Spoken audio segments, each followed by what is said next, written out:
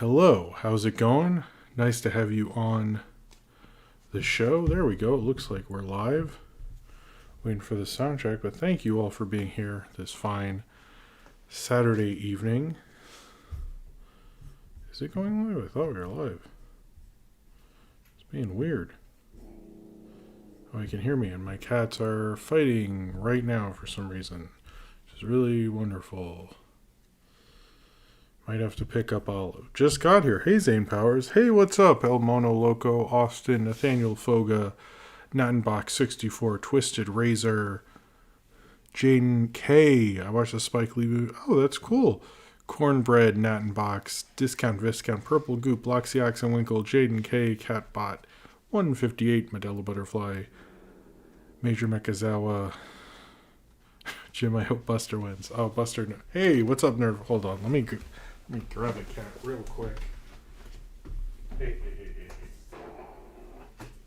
You don't. Here, you can be on the stream with me then. If I was gonna. Okay. Shh. Hey, new Kevin. Oh, I didn't get to watch the Kevin James short. I'm sorry. Blacksy. Hello, how's it going? Welcome to the show tonight. I hope you can hear me and I look okay. Oh, I didn't send out the tweet. Gotta send out the tweet. I forgot about that. So there's all the cat drama with you, Olive. This is Olive.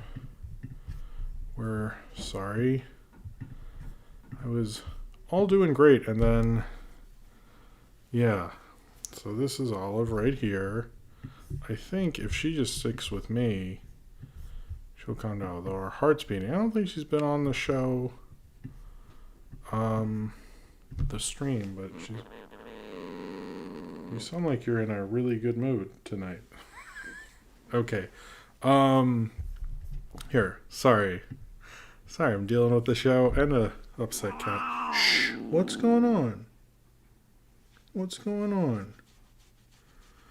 Okay. Let me open this Red Bull very calmly. You okay? Okay. All right. First off, I'm sorry I didn't watch the Kevin James short. Maybe I'll do we have a lot to get to, but if we have enough time, do not jump and attack someone, please. Can you not do that? Shh. Wow, you are in a wonderful mood tonight. Thank you, Blacksy, for the super chat. And Adrian I'm not. Adrian, cheers to you. I think we'll either make Ben Schwartz do it all the time or get can Gila White come back? Oh, hold on. Missed another one. We need a Mexican version of John Waters' Juan Hueget. That's cool. I like that, Rand Sanfield. Cheers to you as well. Oh, cool, Dominic Smith. I'm glad you're able to see more. Sorry if I missed everybody's chats there. Okay, we're back. That's Olive. She's head cat, and she's not happy. I think because I wouldn't let Buster be in another room. I didn't want people waking people up. So we could do a Kevin James watch along. I have a lot to sort of get through. Sorry, the camera has these weird things. I was trying to fix the focus, which I don't think I did not successfully. I did feed them. Don't worry. Thank you, Ken Smith. No, I did actually. They got wet food tonight, but sometimes at night, when everyone's asleep, they like to get really angry and jump around and make a lot of noise, which is a lot of fun when you work on YouTube at night and then you're feeling comfy editing your video and you got to get up to stop cat drama, which makes no sense. It's usually someone walked near someone. Yeah. Did she lose stock this week? No, actually Buster trades stock, not Olive. Olive doesn't believe in the stock market. But anyway, sorry. Olive is great. Yeah, she is born in 2006, so she's been around for a little bit. Anyway, have I watched Kevin James stand up? I actually did. You know what's funny? I did probably earlier than most people because I saw him when he did like that. He did an MTV hosting gig And I saw that, and I remember not liking it that much. Anyway, let's see. Not much happened this week. A lot of stuff came out. I watched the Godzilla vs. Mothra from 1992 with Sophie, which I think was a better. Maybe it's a good kind of movie for kids if they're into Godzilla. I don't know the Heisei era. I think it's the Heisei era. I've only seen that one and the first one. I like both actually, and I was like, I read up, I did some research on it, and because she only likes movies with Mothra and Godzilla, so I'm trying to go down that road. But she had a good time. It was mostly her jumping around and screaming that they didn't like. She didn't like if someone hurt Godzilla or Mothra, and Batra is in that, so that's a good one. You can actually find it on YouTube, believe it or not. So if you've been wanting to watch, if you want to watch that, it's on YouTube. That's how we watch it. The dub version. I don't know about the sub version, but whether it's a 3-year-old, you're watching the dub version. In terms of videos, I'm sorry if I put out so many kind of movie crap shorts this week. It was more because I'm working on the show her 1998 Godzilla Zane Powers. No, that never needs to happen. No. I should probably review that at some point, but I don't know. Cheers to you, Zane Powers. I've been working on the every NBC Saturday morning show ever, which is a crazy big video. Just spending a lot of time on that. I'm gonna have a premiere for it this Tuesday at 11. So if you're around then, you can come and check it out, and we can talk in the chat and stuff. It'll be cool. But yeah, it's definitely, in all seriousness, literally through research we found out it's the first channel in America to do children's programming on Saturday morning, and actually the last, going past the WB, which is insane. So it's kind of there's a lot of stuff in there because of that. So it's been, and getting the right pictures, and it's probably the biggest one and the biggest discovery, because I didn't know all that. So if you're around Tuesday, come watch it with myself. I don't know, friend. Thoughts on Godzuki discount Viscount? I grew up. Cheers to you. Thank you very much for Super Chat, Discount Viscount. I grew up with Godzuki. I know the little Godzilla in the movies is not Godzuki. It's the animated one. But I grew up with Godzuki. We loved Godzuki when I was a kid. I always liked Godzuki. Anyway, I still call his baby Godzuki in the movies, even though I guess that's not appropriate. What about Godzilla vs. Destroya from Austin? First off, cheers to you. That one, I don't think I've seen that one. What era is that? Is that Heisei era or there's so many. See, that's the other thing about Godzilla is when I watch clips, I'm like, oh, I have seen that one. I have seen this. But then, like, I watched them as a kid, and I watched them, like, mainly when the people were talking during the, like, Gamera and all that. Because I've seen, like, most of the classic Gameras, most of the Showa era when I was a little kid. But when I did that, I'd play with action figures when people were talking. So, like, any idea of a plot that's not Godzilla vs. Mothra or the original, my brain did not retain at all. So, like, most of the fights, and not even, like, good. Anyway, whatever. But it's fun to watch Godzilla with kids. I think we're definitely gonna watch Godzilla vs. King Kong, because I want to review the classic one, which I've seen a lot of, like, newer, younger critics not talk about. They more want to talk about the rest of the current MonsterVerse, and I'm like, why would you not just watch? I mean, I don't actually like King Kong vs. Godzilla, the original, that much, but still, maybe I'll turn around on it while watching it with Sophie, which she just calls it Godzilla vs. the Giant Monkey. Anyway, yeah, so the NBC Saturday morning show, working on that. I'm doing, Gamera is really sweet. He is full of turtle meat. Nice, Austin. Nice. Cheers to you. Of course, the person who has Crow and that knows that one. Cheers to you. Also, the Bruce Lee video, which I didn't. Bruce Lee video, which I helped with Spyscape. I edited all the audio. But the guy I work with, Jose, actually edited the video, which is a big thing because I've edited all the video and I let him edit this one. And I feel like he's sort of growing as an editor and everything, and I'm proud of him. So he, TNBC does count as part of the NBC thing, Tune J723. All of NBC. Anything that was on a Saturday morning on NBC is in this video. But the Bruce Lee debrief, I'm very proud of. For Jose, and I helped develop it, but it's sort of like more his lead on that one. And the White Snake video from Saber, which he listened to none of my notes, which are all about the band White Snake, like that. The band is actually named after David Coverdale's first album, not in the video. Or that Tawny Katane, who's in all their videos, you state O.J. Simpson. Didn't use that. It was like I had pages of notes on the band White Snake with videos and annotations, and he just sent me a message that was like Jim, he was just like, thanks, question mark, whatever. Anyway, he was very nice to credit me, but all I did was say, White Snake the band, bro, come on. And I thought it was going to be, I was a little surprised. It didn't make any sense. It's like, do you mean the cartoon? And actually, that didn't, never mind, that ruins the joke. Anyway, I did watch that movie. It's, I don't know, it's not my thing. But it's unfortunately what happened with that video getting limited ads. So check it out if you could. And yeah, and Promising Young Woman and all that. Sorry, I'm talking about this at the beginning of the show. All sorts of fun stuff going on. So let's just get into the show. Sorry, this was a weird... It's a weird intro of me going like, this thing happened. I don't know.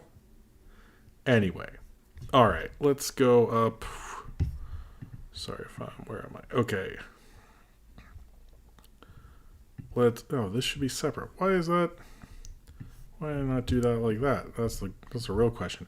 All right, before we get into the main part of the show here. This and everything I do is supported by you, the fans, through viewers like you, either through Super Chats during the show, where I take a swig of Red Bull and answer your question or say whatever you want me to say or whatever it is, or through Patreon, which is linked below in the description. My Patreon has all sorts of cool features, including like the commentary series where I do commentary over past things I've done.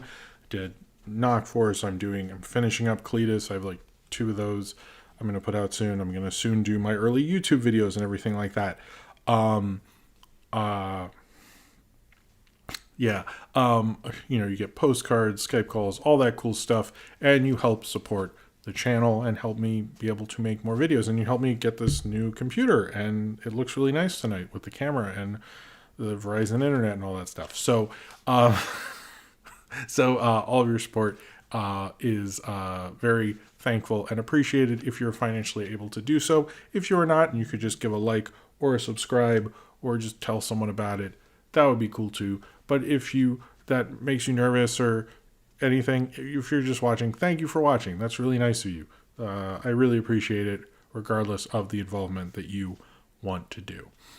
As well as my Discord server, which is run by Austin and Zane Powers, that has all sorts of cool stuff, including I revealed my Godzilla playing cards in the playing cards channel. There's General, where I posted a cool picture of my King Kong guy up there, and post the segments I'm going to do a couple hours earlier than I do on Twitter, and just generally ask questions stuff. There's also an Ask Jim channel where I try to answer all the questions. I think there's a few before I started the show. I need to get to those. And yeah, I think that's everything. Yeah, but you should join that. It's pretty cool. All right. So I guess I have no reason to really talk about the GameStop thing, but it seemed like a thing I should talk about.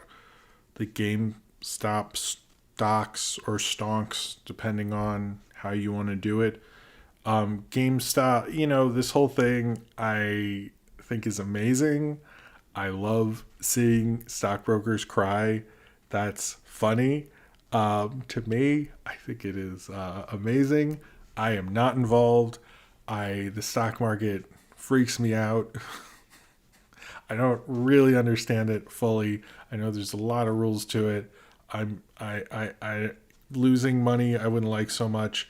But I like that all these hedge funds have lost money, are being hurt a lot. A lot of people have commented like Tesla is considered. Is it Tesla? Yeah, Tesla's considered like one of the biggest companies in the world, and a lot of people are like that doesn't make any sense why their stock is so high.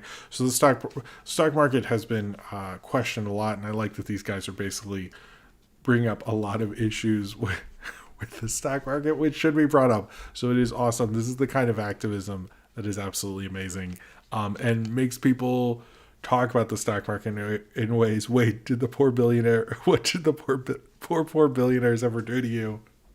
Cheers to you, Zane Powers. They existed. I just find it glorious. I don't really have too much to say. I'm glad they're helping AMC, which actually is in a good place. They raised upwards of $1 billion before this stock market thing.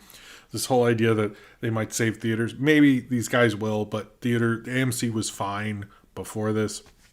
Just to be clear, there seems to be that happened. The AMC was like on Tuesday. AMC was like, we're chill, by the way. And then the stock market, and people were like, they're going to save them. And AMC's like, we saved ourselves. Who are these guys? I don't understand. But I don't think the point of it is to save AMC or Bed Bath and Beyond or however they're doing. I don't like what Robinhood's doing. I don't like the manipulation behind it. I think it's pretty clear, billionaires are able to make the rules. Duh. And I like that these people are trying to fuck with them and take that away from them. So I endorse it. I like that, I like that Saber's really pro this. It's like funny. I've never seen this guy get as political as this thing, and he's really wonderful at it. So I gotta props to him.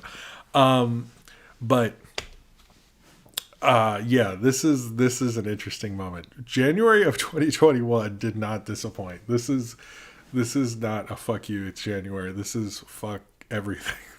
This January. January's not over yet. What the fuck? Can we do a flashback to all of January? Because if you told me all these things happened in January, I don't think I believe it. Would you? The insurrection, Trump was impeached, and we get a new president. What the fuck? This is crazy. Oh, all right. So, in news that I think everybody is going to get upset about, I thought that Mr. Beast saved GameStop.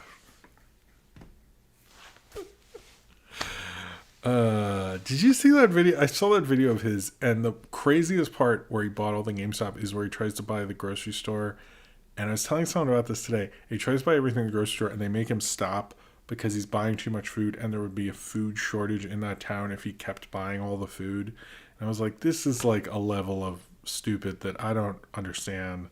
He seems like a nice guy, but that's just the weirdest thing I've ever seen in my life. All right. So, Dunkaccino, or Daily Dunkaccino, put out a bombshell this week. Not that it had been, an anniversary of the filming of Dunkaccino, which that was cool, but also that it will be ending in 5 months. I realize you can still submit things. I realize now that I never submitted the one that was made. I should maybe try to do that, because I never did. It's my fault. Should have done that, but maybe I will. But Daily Dunkaccino, let's put an F in the chat, I guess. Because I don't know what they're thinking, Daily Dunkaccino. That cannot happen. Let's it's just like, how can we, what's the point of Twitter without Daily Dunkaccino? News? What am I going to, look at the old ones? Maybe I should just start retweeting the old ones every day. I should start at the beginning. But you can't time retweets. Man, Dunkaccino. Can someone talk to them or something? I don't know.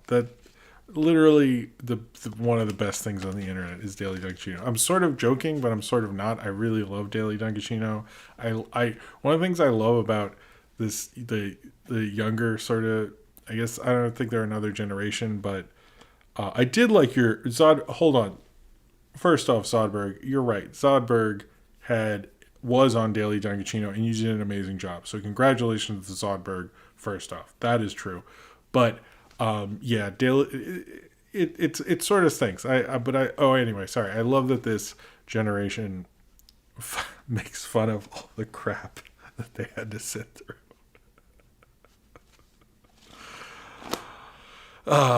Like Shark Tale and B Movie and Jack and Jill, y'all went for revenge on your parents' movie choices, and I'm here for it. That's amazing. So I'm very sorry to lose Daily Dunkaccino.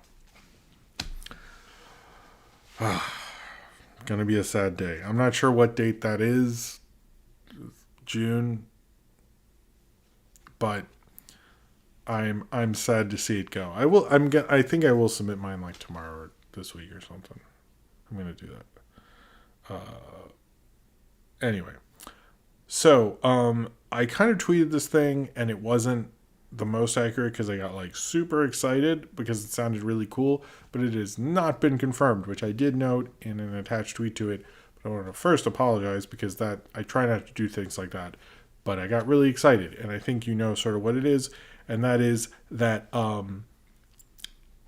that there was announced that there's rumors that Laika is making a Batman movie in 2024 and an original movie in 2023. That has not been confirmed. To reiterate that a million times, that has not been confirmed. Do I want that confirmed? Yes. And not just because I like Batman.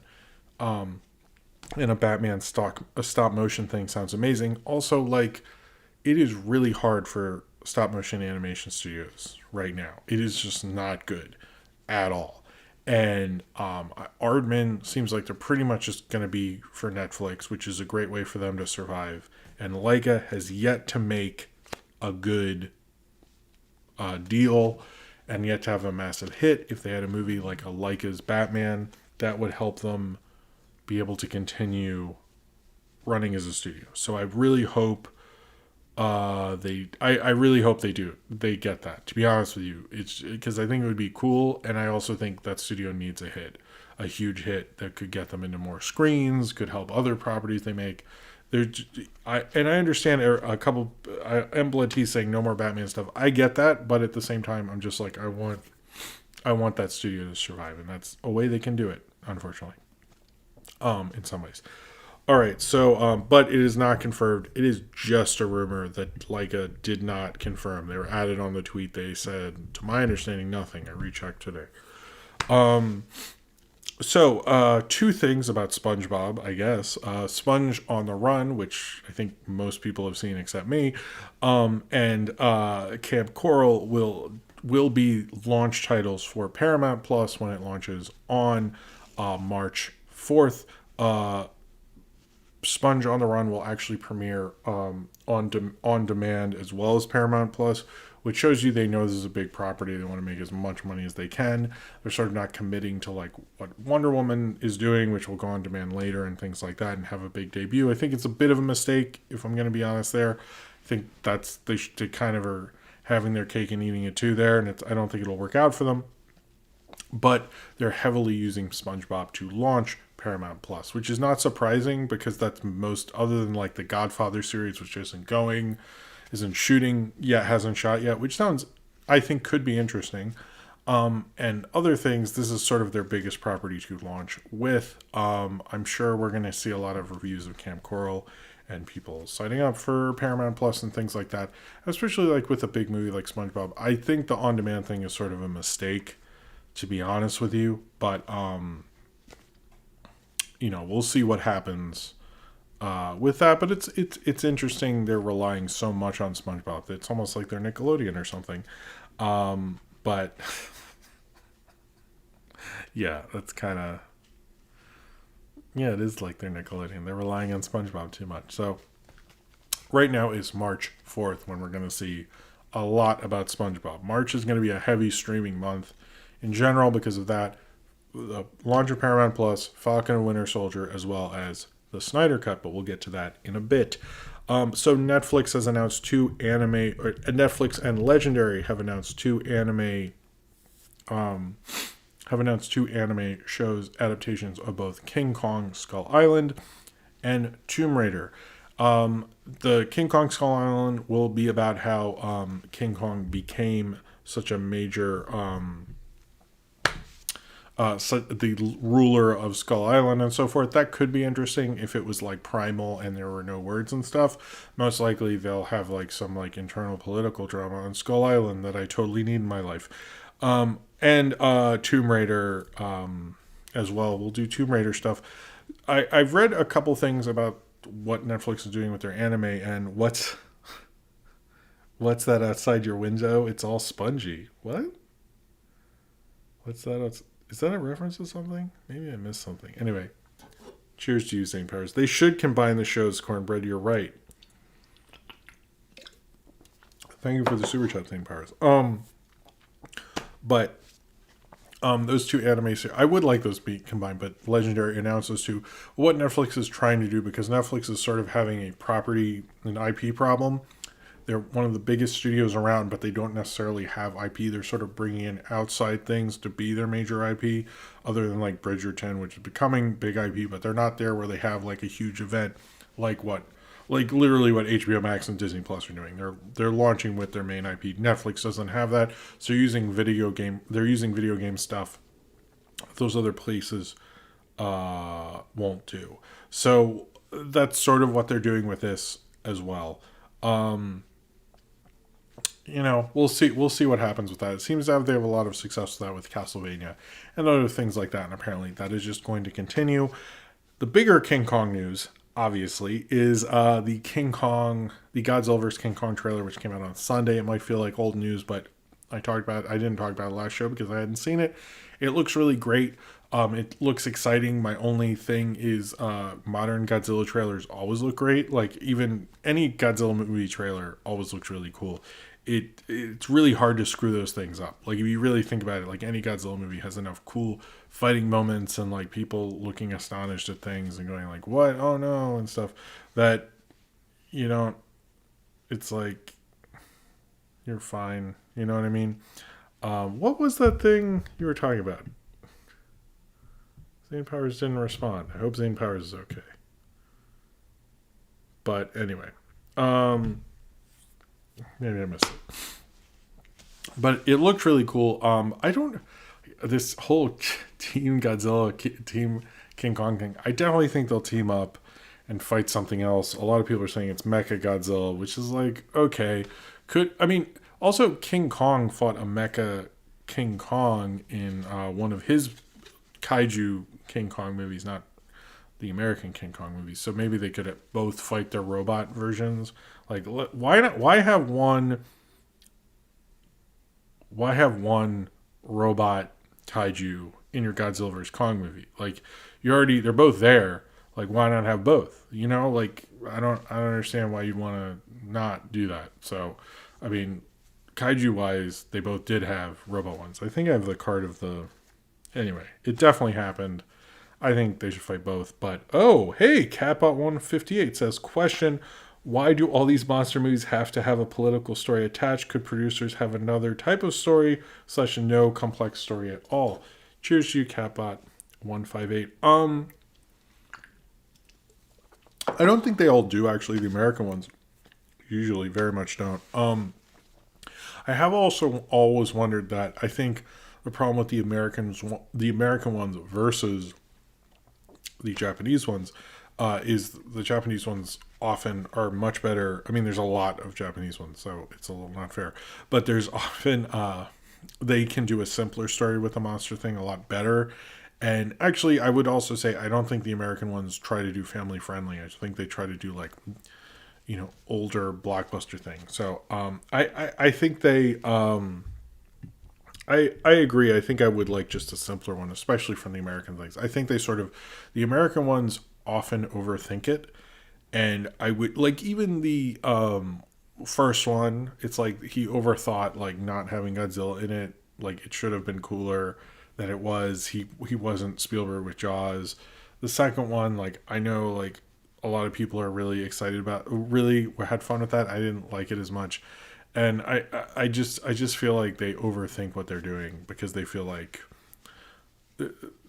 I feel like they understand American Godzilla movies stink. This one looked cooler. Like, it looked like even the fight in neon, with the neon buildings and stuff, that looked like amazing. So things like that seem a little cooler. So I'm hoping for better with this. But yeah, I mean, Godzilla movie, the first one is political, and I think a lot of them want to get back to that. And I think Shin Godzilla was like one of the best Godzilla movies of this modern era. It was the best Godzilla movie of this modern era. So I would say, like, in certain places it works, but I think they almost do it. The question isn't dumb, Catbot. I want to say that. It's not a dumb question.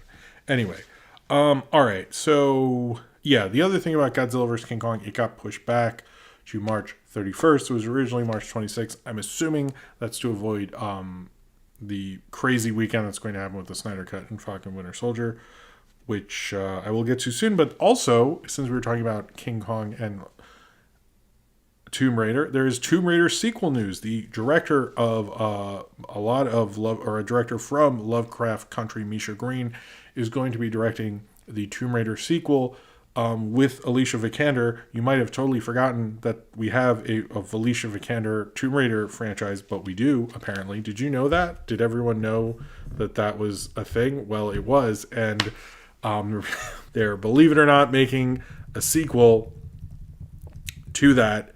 And yeah, it is, so they are making a sequel. It does have a director, Misha Green, who's a black female, a black female director, which was really cool for her, getting a big franchise like that. Those chances don't happen a lot, but it's also Tomb Raider 2, so I don't know if it's, I don't think anyone wants that job, so I don't, I know Ben Wheatley almost had it, but then he went to the Meg 2, and then people realized, like, he doesn't really make good movies. Like, does Ben Wheatley make good movies? Like, has he ever, like, most of his movies are pretty bad.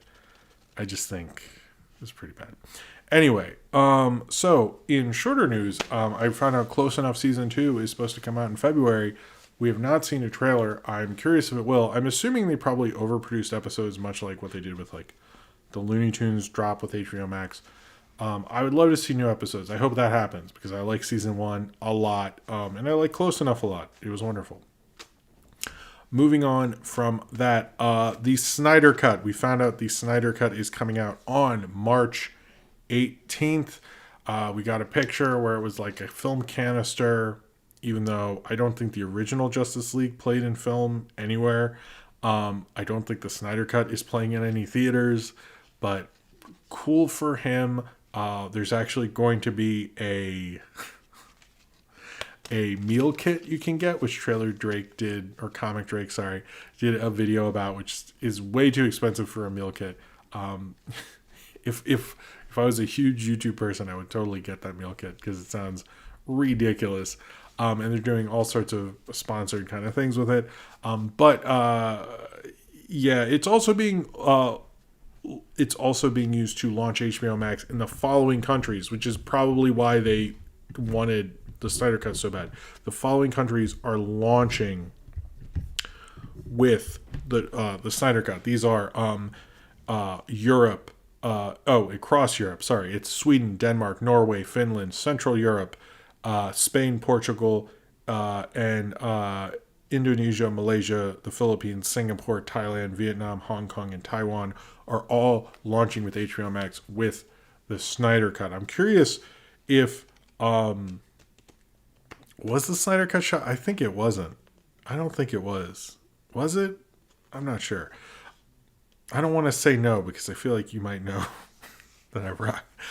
But yeah, so this is a major thing for HBO Max. They're really launching with it.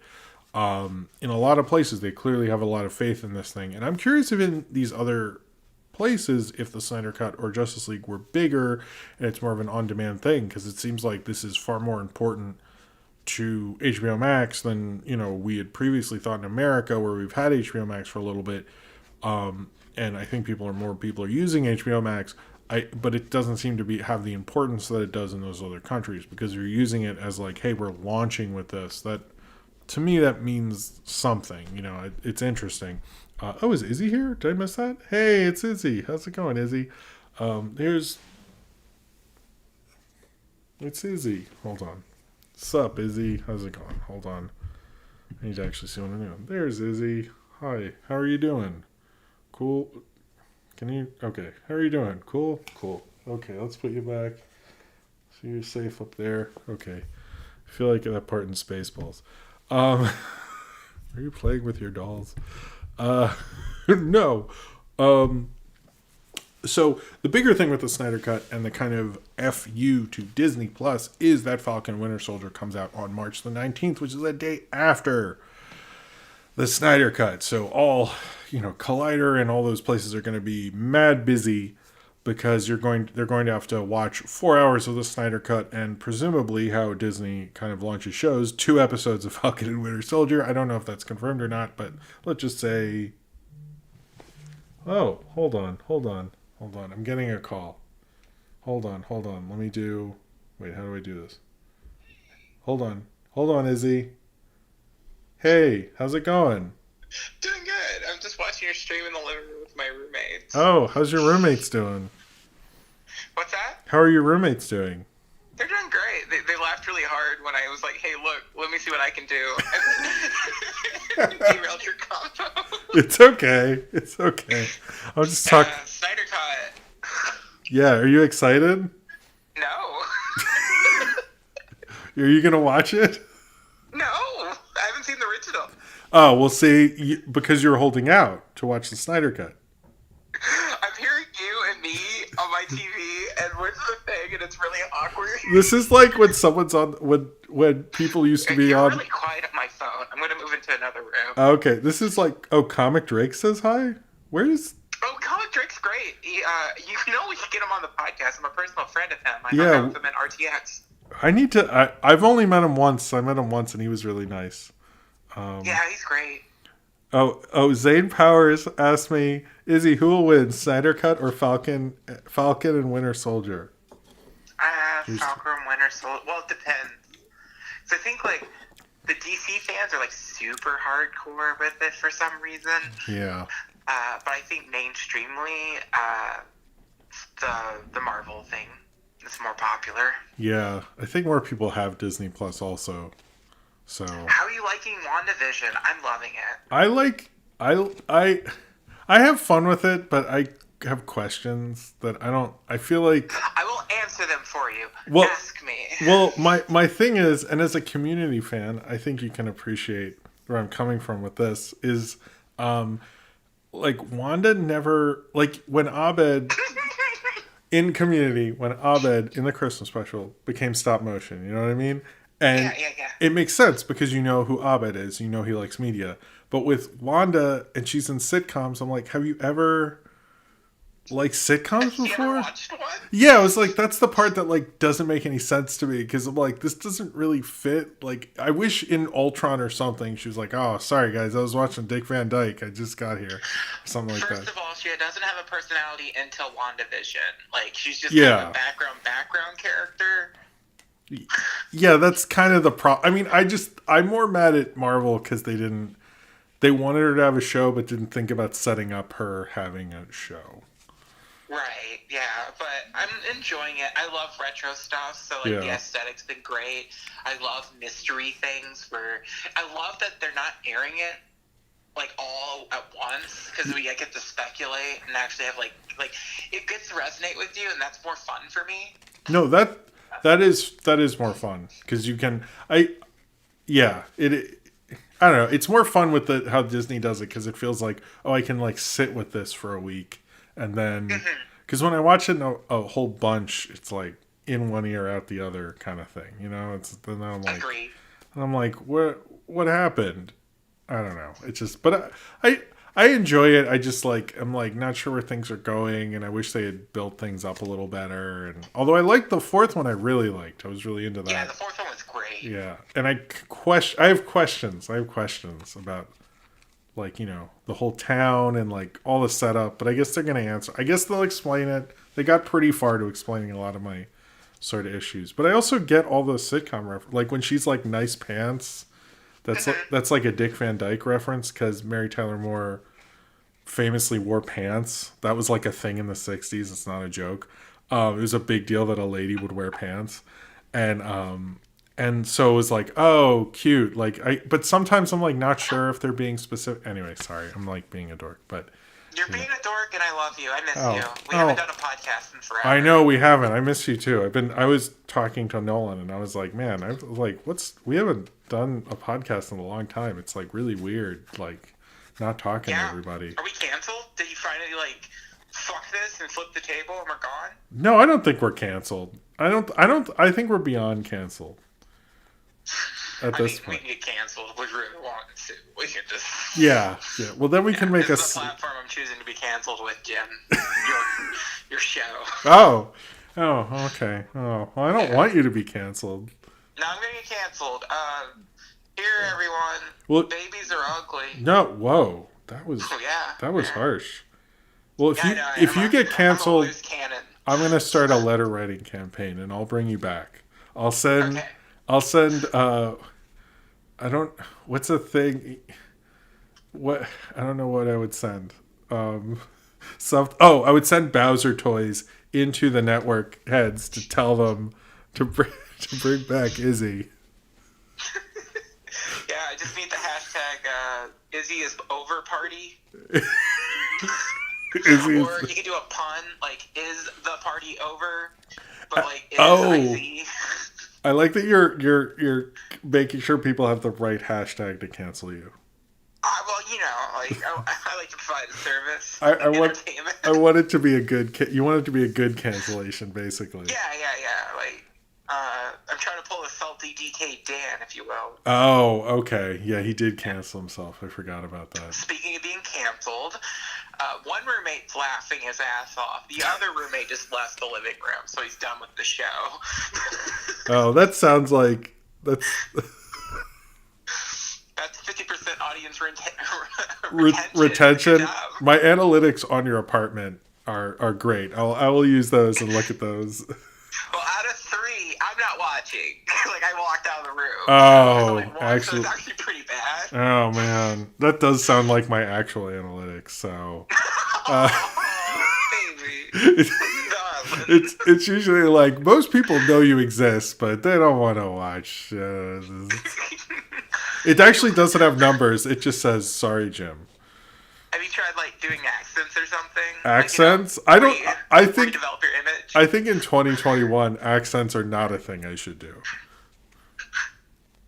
God, I really hope someone in here's like, God damn it, Jim, you were talking about the Snyder Cut. Don't let this bitch ruin stuff. Go back to it. So I'll segue back. Oh, I was just going to talk about how it's coming out a day before Falcon Winter Soldier, and that was a power move. That was all I was going to say. I was pretty... Oh, okay. Well, because I was thinking about it, because I thought I saw something saying that, like, Snyder was stepping down or something to spend time with family. Was that a fake tweet? No, he left... He left the Snyder Cut because his daughter, who was in college, killed herself. He left the original Justice League, and then he spent time with his family, and Warner's sort of wanted to get rid of him anyway, and we're like, oh, yeah, no, yeah, it's totally, go do that, and then we're going to just take control of this movie while you take care of your family in a really terrible situation. So is it still technically the Snyder Cut? This one is, but the original one wasn't, because he was helping his family. Okay.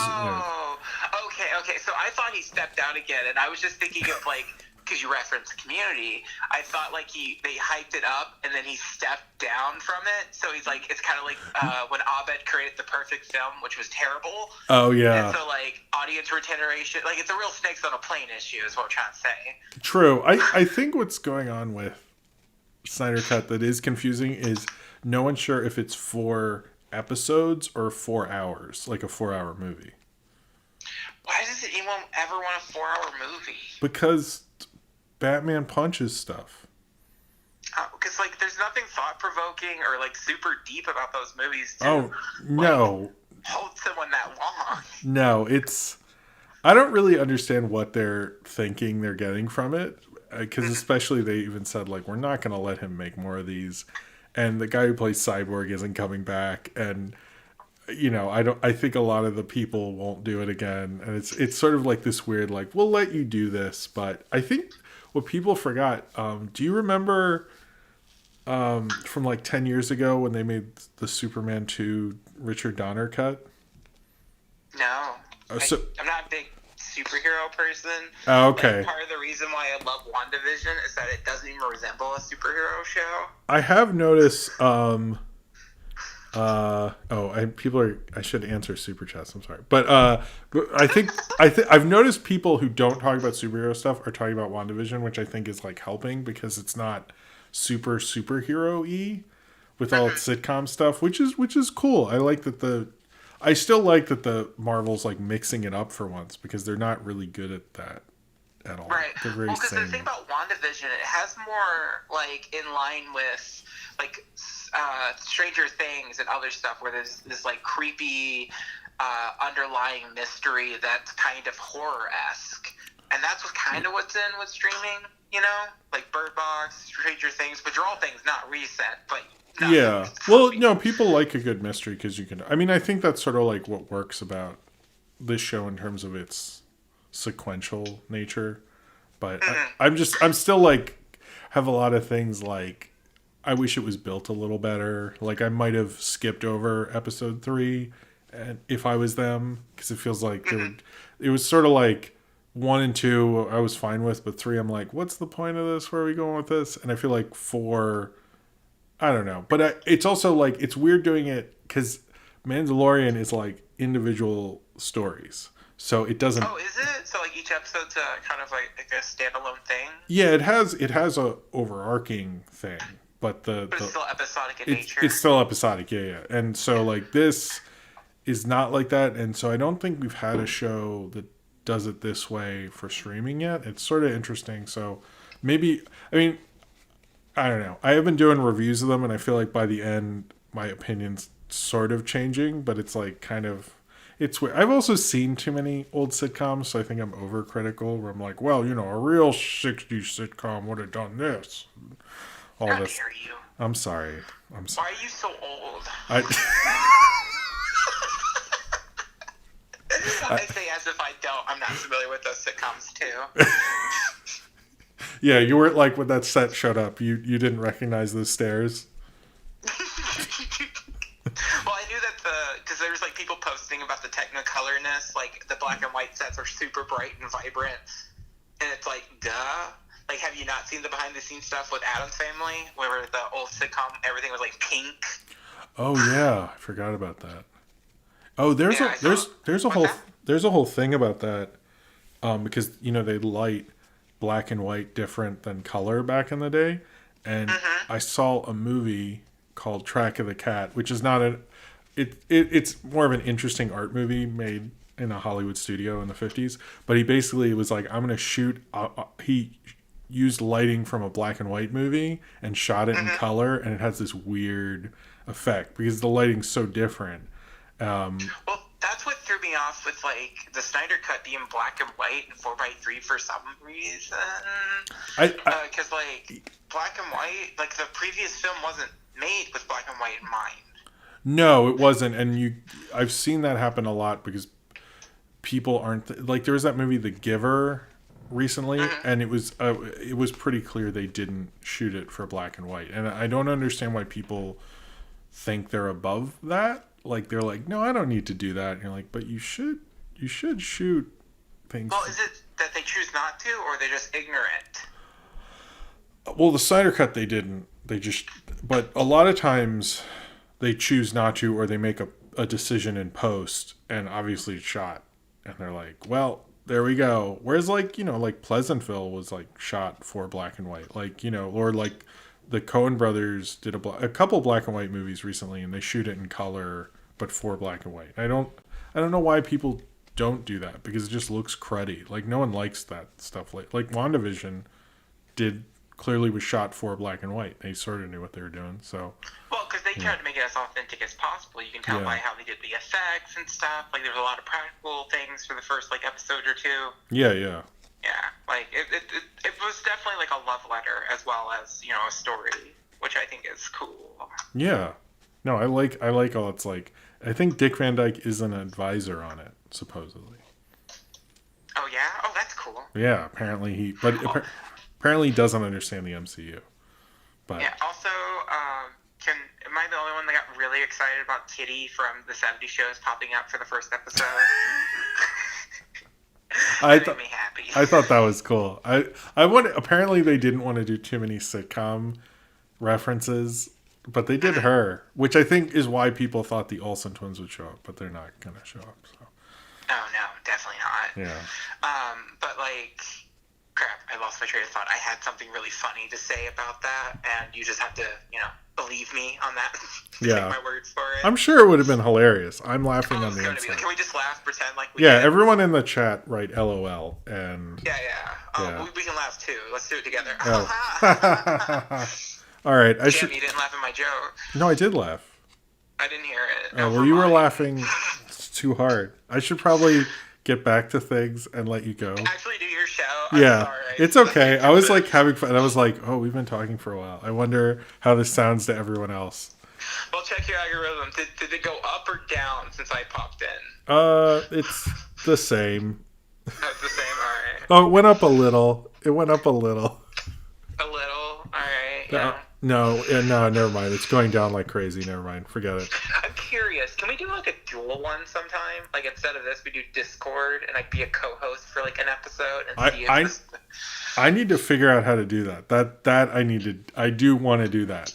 Like figure it out, old man. I keep money because I need to learn. I just use OBS. I need to do the what's the one everyone uses? Yeah, I need to figure out. Because like with OBS, you can record from your screen.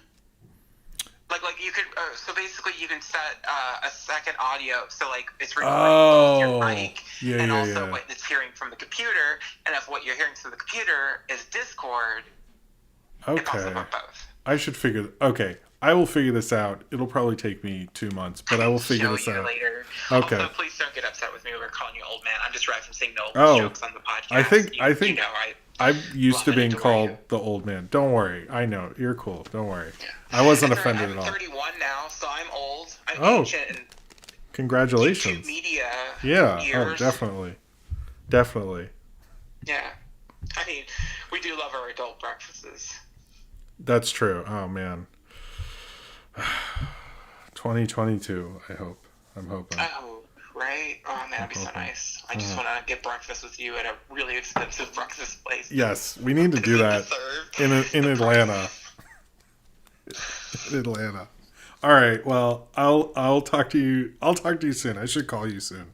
You should call me. Maybe text me. You actually have been texting me a little bit. I need to text you. Happy birthday. Yeah, I need to text you more. But I should call you sometime. But anyway. Be my friend, Jim. I'm lonely. I'm sorry. All right. Bye, boo. All right. Bye. Okay. That was fun. That was cool. All right, I'm sorry about the super chats. Let me get to those first. TuneJ723 says this show would make more sense if it was Martian Manhunter from Young Justice with Superboy. I agree. And I'm sorry. I hope that was cool. I hope people like that. We were just chilling talking. I did not get to see most of the chat. Zane Power says Jim and Izzy can do a podcast with me on Sonic. That would be cool. Cheers to you, Zane Powers. And I might skip one of the segments now. Well, we'll see. And then, Jim, you missed my super chat. I wanted Izzy to see it. I'm sorry. Cheers to you. I think she's still watching. I hope so. Anyway, cheers to you. Let's move on. Okay. Let's move on to... Let me talk about a thing with... Let's talk about Raya and the Last Dragon. How about that? The trailer dropped this week.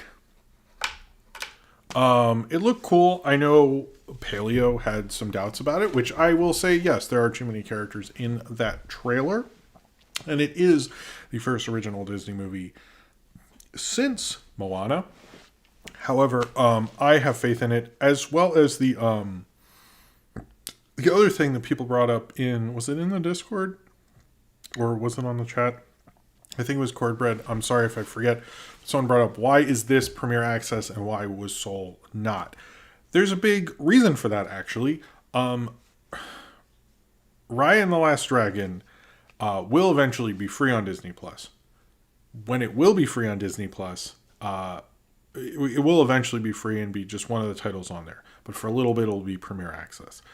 The reason they can do that in March and not in December is they want Soul to get a Best Picture. Basically, that is the deal. They want to get a Best Animated Feature. They want people to be able to see it so you can get award nominations. Having it more available is something they really want to do. That's also why Nomadland is going to Hulu. I think Minari is doing a similar thing soon as well. These are Oscar contenders, and actually legendarily, how I think it's Deer Hunter won Best Picture is because they bought a TV channel and played it all the time, and that was in the 70s. So they're doing a similar thing basically. So it's all about Oscars. That is why, and they know even it's not hurting Raya's chances because by the time it'll be available for everyone, it'll be free and Premiere Access will be over.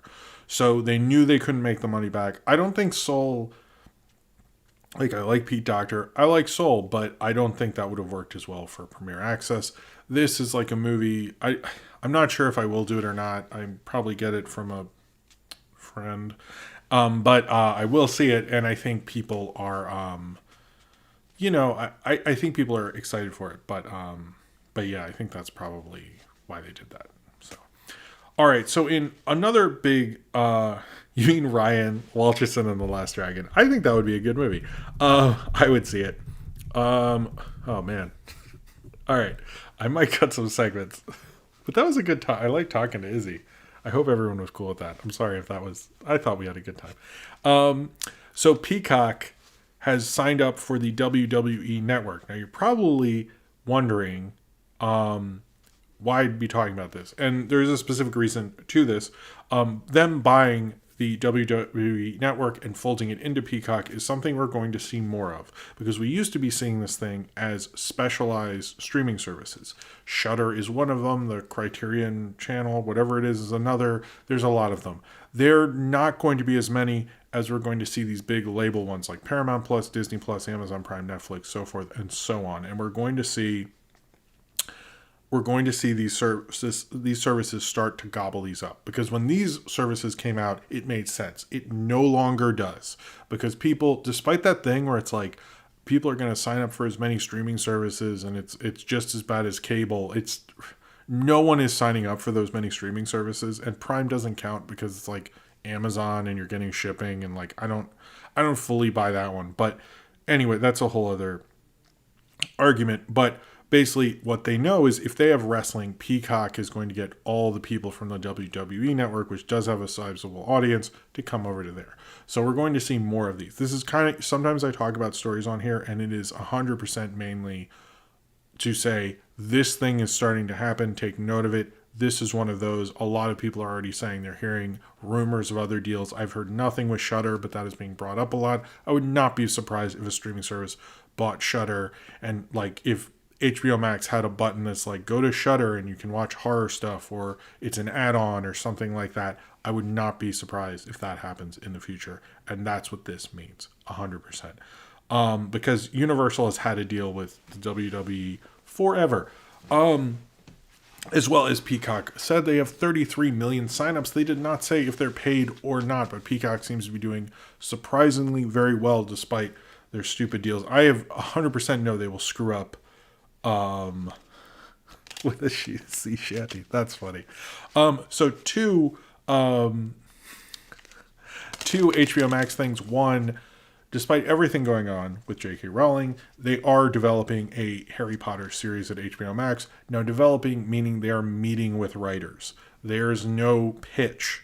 They are getting pitches about about a Harry Potter series. So anyone you've heard who says there is a real Harry Potter series, or there's some treatment, that's not what's happening. They're just meeting with writers. Should they have announced this? No. Speaking of other things they should have announced, there's going to be a Game of Thrones series as well, and they're just meeting with writers. So HBO Max is now under the phase of, just like we came up with this idea in a board meeting and we're talking to people about maybe doing it. That's as far as either, like, in all seriousness, if you read the reports, it's basically like this is all that's happening. So that's basically the deal with that. All right. Okay. All right. I think this is gonna be an interesting show. Yeah, there's a lot of stuff to talk about. This. All right, so the Sweatbox. Do you guys know what the Sweatbox is? It is a documentary which is about the making of The Emperor's New Groove, or originally about the making of Kingdom of the Sun. It has not been released ever, but it was made by Sting's wife, Trudy Styler. Basically, it's a contract thing because Sting was doing the music. The ideas guy of announcements. Cheers to you, Zane Powers. Sorry, I hope it is very attractive when I drink those Red Bulls. But she basically made this deal because Sting was doing the music. They had a production company. We'll make this promotional. It was supposed to be sort of a promotional kind of cool documentary. Obviously, Kingdom of the Sun's production was one of the most tumultuous in Disney's history, so they kind of got the perfect subject matter. And basically, this film has popped up on YouTube. I've actually done a review on it, which I've noticed a lot of people are watching currently, which that's neat.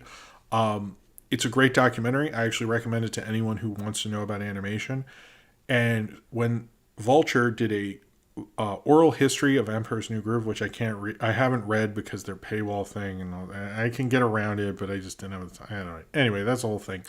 But there was talk of what's going to happen with the Sweatbox, because that was part of it. Almost everyone who's actually in the Sweatbox wants it released, and it's sort of interesting. Hey, sexy, what do you? It's that's funny. Izzy says it's sexy when you slurp the ball. That's funny. But most people who are interviewed actually want it released, and it's sort of interesting to think about the Sweatbox because you look at the making of Frozen, which was released, which is not 100% complimentary. Most of their behind the scenes things they've released are sort of a little more getting into it. If you can find the Sweatbox, I believe it's currently on YouTube. Check it out. You should. Every animation fan should see it. I think that and Waking Sleeping Beauty. But it sort of doesn't make sense that they won't put it out at this point, because I think it would be a major exclusive. I mean, they figured out the Muppet Show things. Can they get the Sweatbox? The other thing is, like, there's several different versions because people keep not sure which one to release. It's sort of a whole weird situation with the Sweatbox. So if you want to hear me talk about that further, there is a whole review of it. But basically, Disney has no plans to release it at this time, but there has been a little more talk about it, obviously, trending and so forth, which I actually didn't know. I just saw people were watching the review, and then later Ryan sent me a thing like, do you know people are talking about it again? I was like, oh, that makes sense. Literally didn't know. So Skydance has optioned the rights to make a new Spy Kids reboot. Skydance has the rights because that used to be the Weinsteins. So that... But he's going to be... Robert Rodriguez announced he's going to be writing and directing a new Spy Kids. My thing with the Spy Kids thing is basically that We Can Be Heroes is basically a Spy Kids. It looked like it was going to follow the structure of the Spy Kids movies, where the first one's with the kids, the second one has the kids and the parents and so forth. But I'm curious what he's going to do with it, because he tried to reboot it with the fourth one. That didn't really work out, although that movie's fine. But we'll see what's going to happen there. But Robert Rodriguez is getting a lot of work. I've noticed people are not totally positive on his kid stuff. I think his kid stuff's really great, and he has whole theories about it. I made a video for Spyscape about it, actually, about Robert Rodriguez on Spyscape, and he has whole theories about making films for kids, starring kids, because it empowers children and it motivates them and things like that, which I agree with. He does a great job. All right. Thomas the Tank Engine, the trailer came out this past week. There was, or leaked, it's sort of more of a 2D, almost like MLP kind of animation with Thomas the Tank Engine.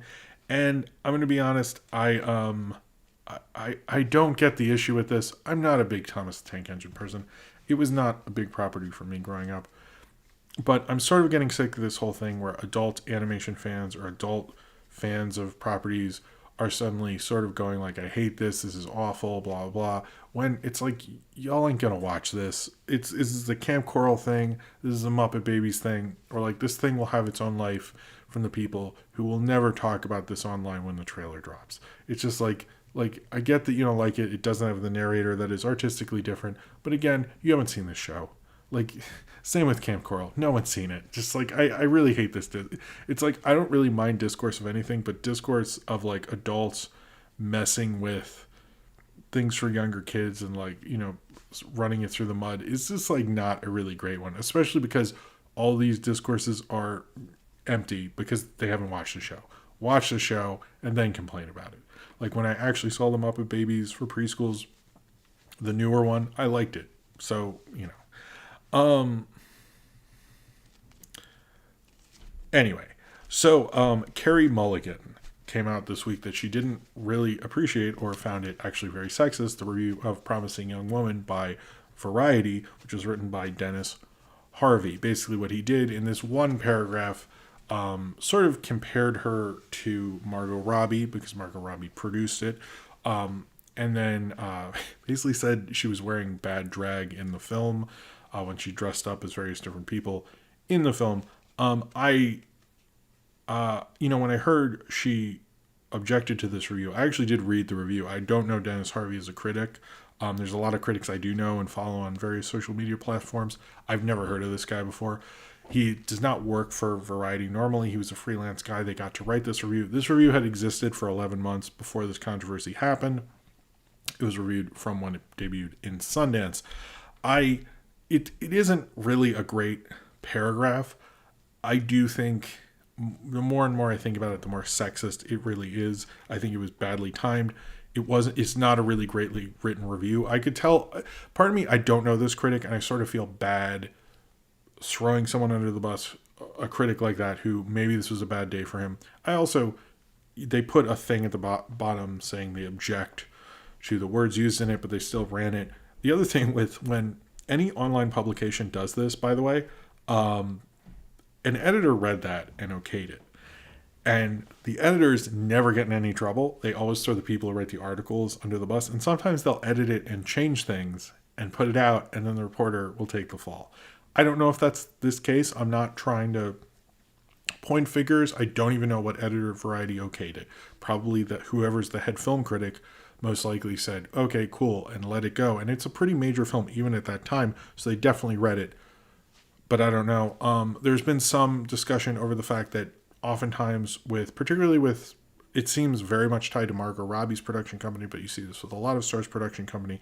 If they have a project that looks like it could have starred them, everyone assumes there was some discussion where maybe they could have, but they decided not to. There's no info about that for Promising Young Woman. We saw a similar thing with Tank Girl because her production company is making a Tank Girl reboot.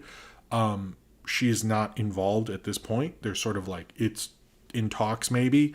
There's nothing about that for Promising Young Woman. So when he brought that up, I get the theory behind people saying like, well, that's a normal thing to bring up, but it wasn't like she was attached and like she was uncomfortable. It's just like he was just being a shitty critic and like you shouldn't be comparing two women and like maybe if she dressed as Harley Quinn, you should have said this is also produced by Margot Robbie. Haha.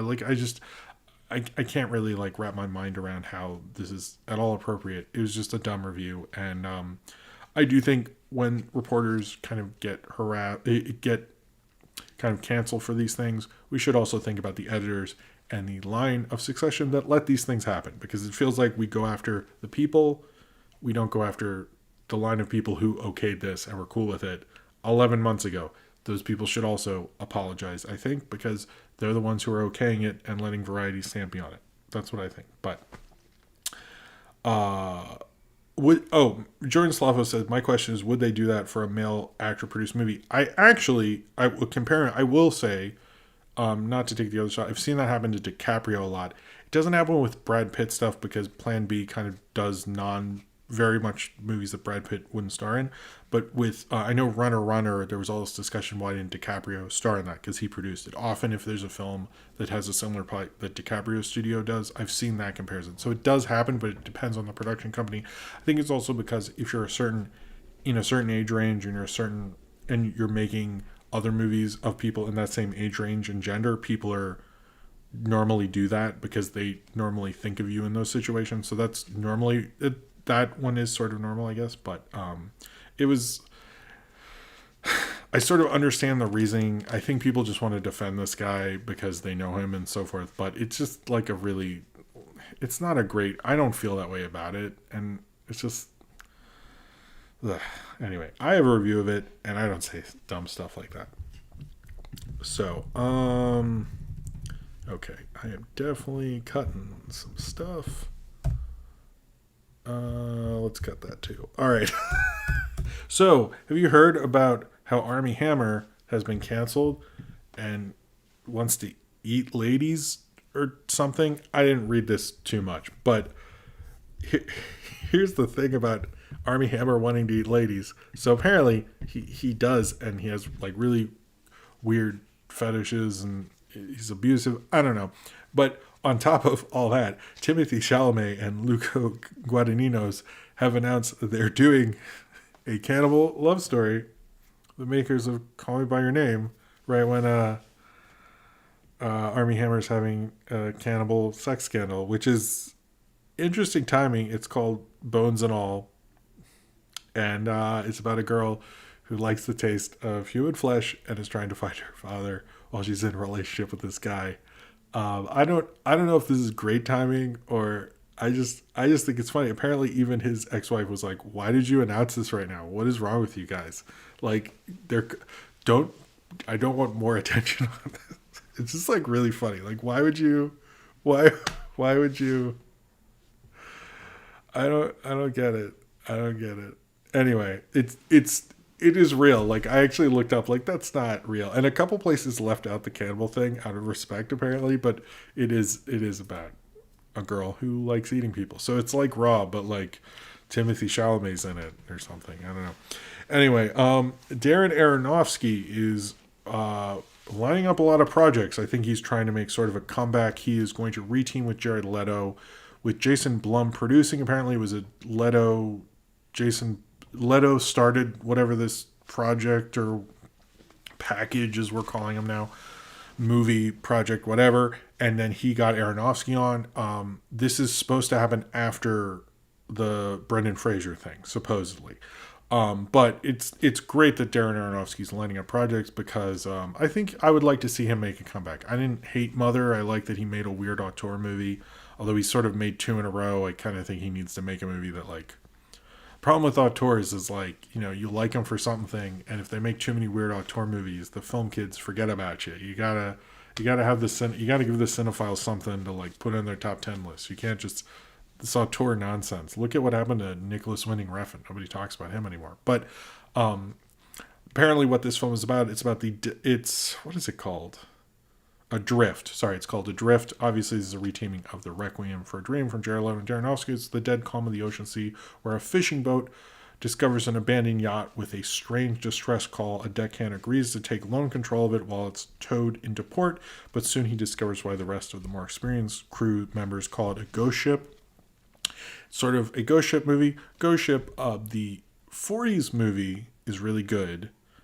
The newer one is only good for the first scene. Look up the first scene of Ghost Ship. That is insane. The rest of that movie is garbage. But that first scene, people are like, should I watch Ghost Ship? I'm like, nah, just watch the first scene. That first scene is crazy. Oh, I think we'll make it. Okay. No, never mind.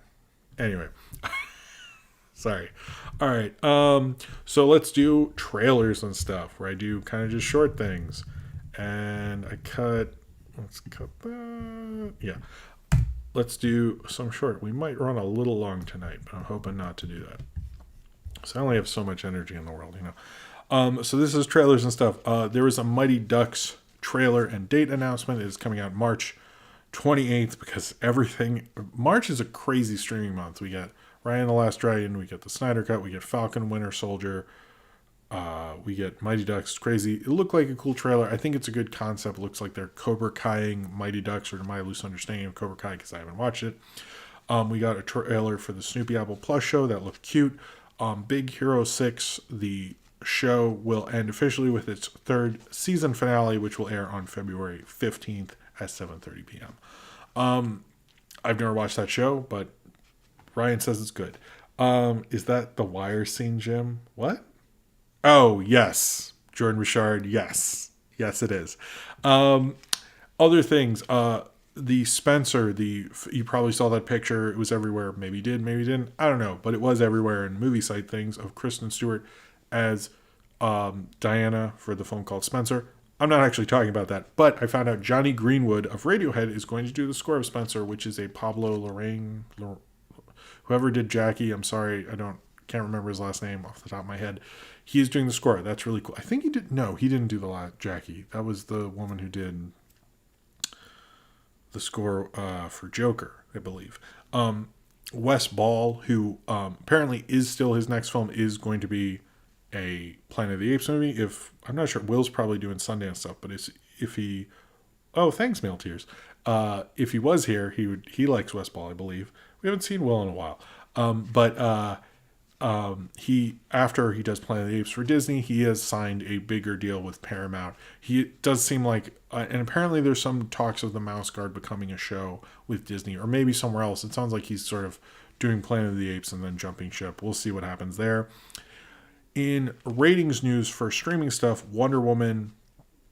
Well, okay, this is weird.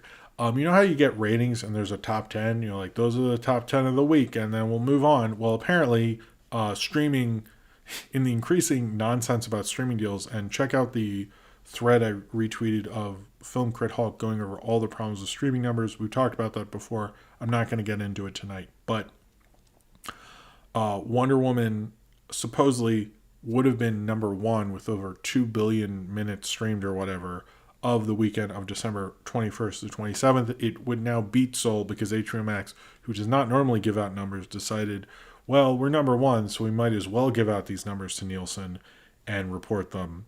So they did that after Soul was number one. They decided to be like, surprise, Wonder Woman 1984 is number one. I guess.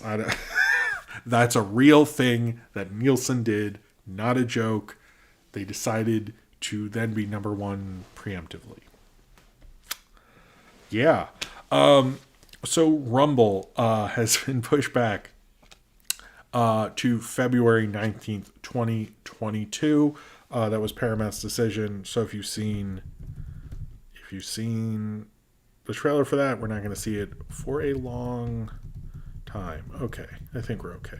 Might run a little bit over tonight. So apparently there's going to be, I need some water. Sorry. Apparently, despite the fact that we have already had some Cloverfield sequels, we are actually going to get an actual direct sequel to Cloverfield. It will not be found footage, and is going to be run by one of the showrunners of the new Batman spinoff.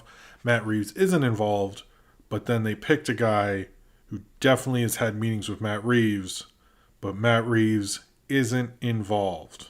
Now, I mean, he might not be, but there's no actual reported ties, but it is a little, they definitely have met, is what I'm saying. However, yeah, so this will be a direct sequel. My favorite of the Cloverfield is still 10 Cloverfield Lane. The first one's fine. The third one's awful, but they're still going on with this Cloverfield franchise, and they're making a direct sequel. Billy Crystal has brought updates about Monsters at Work. It sounds like it is being worked on. It is going to be a direct sequel to Monsters, Inc., being like 6 months after the original on the laughing floor, and he says it's really great, so that's cool. George Clooney this is one of those May star things, but they're talking to him. He's definitely producing the Buck Rogers series for Legendary. He might star in it as Buck Rogers.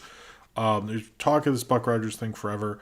You know what you would be a cool idea to do with Buck Rogers, and I'm for real serious about this, is get George Lucas to make his Buck Rogers thing that he always wanted to make. Like, let him make a Buck Rogers movie.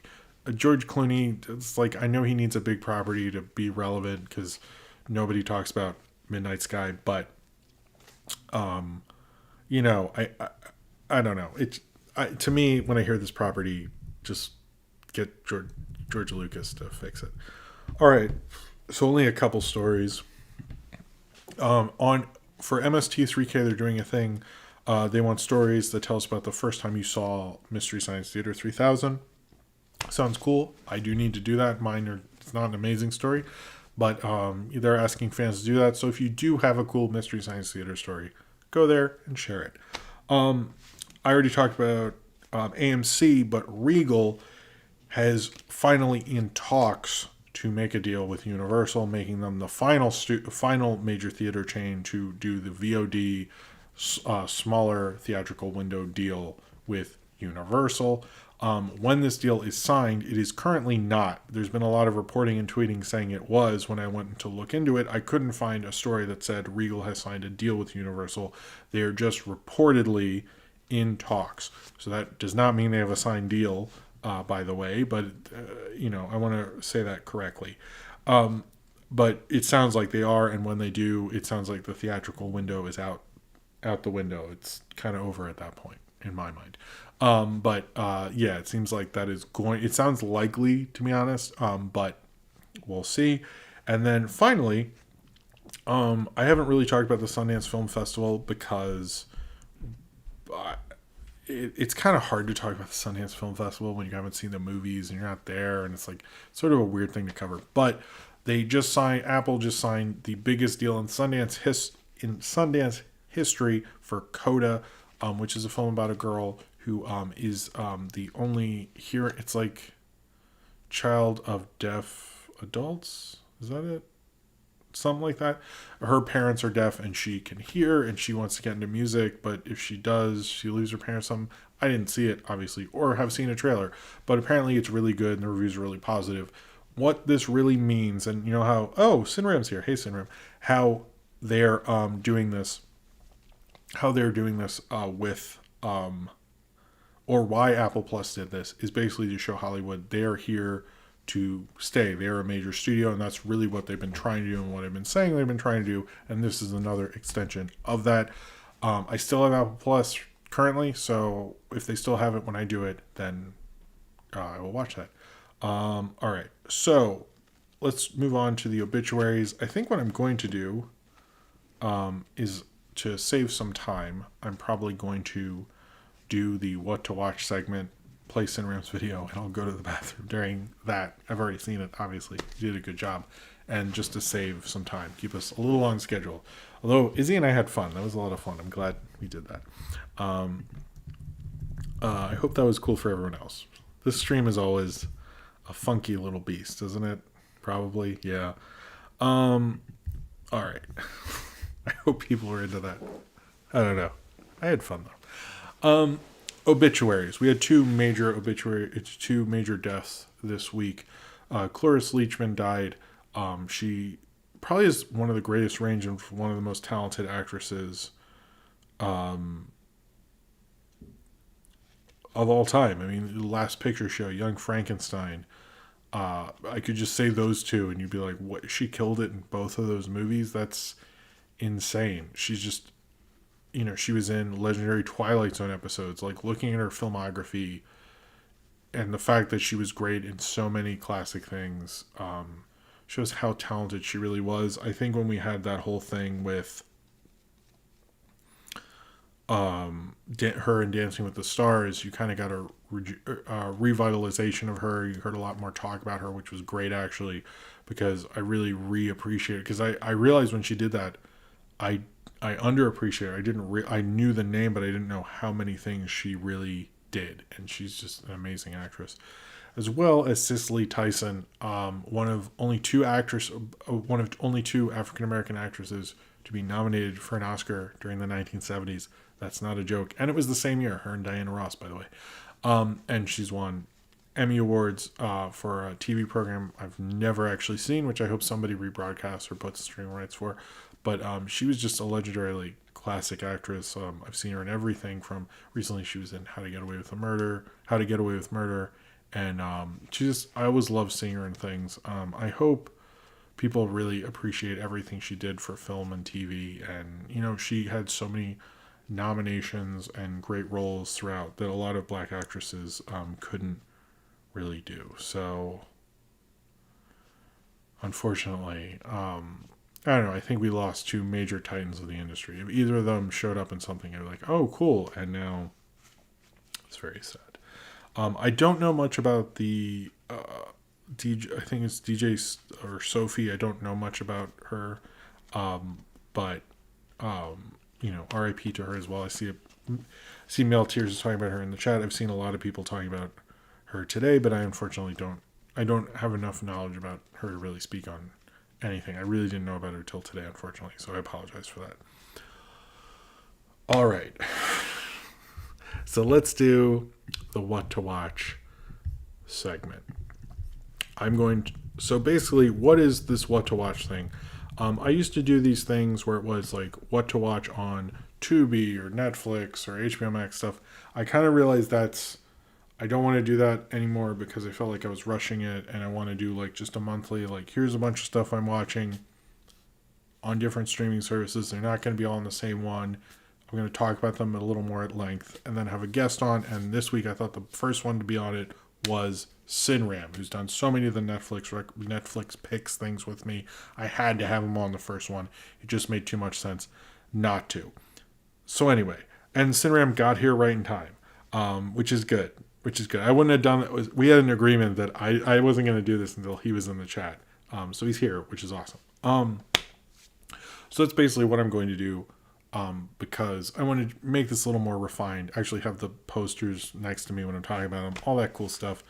And I'll do that for Sinrams as well. I should have told him I was doing that, and I didn't because I'm a big stupid. So apologies, Sinram, but I will do that. Don't worry.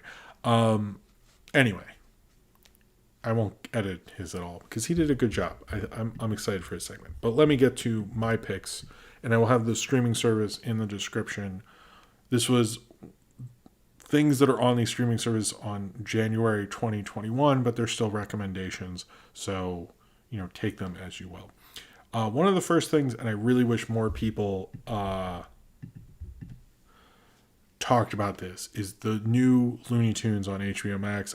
Sophie and I have been watching them together. They're a great way to introduce a new generation to Looney Tunes. They're kind of, they just fit right in because HBO Max also has the older Looney Tunes, and those are obviously amazing and classic and things like that. But nice sit around, that was funny. But I really feel like we're undervaluing how good the new Looney Tunes are. I think they're really excellent. They're probably some of the best Looney Tunes stuff I've seen in years.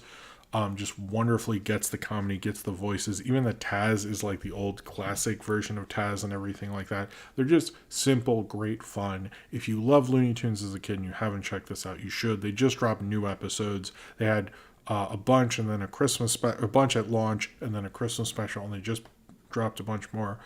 I cannot say enough about these. They're just absolutely wonderful. Of all the reboots that I've seen happening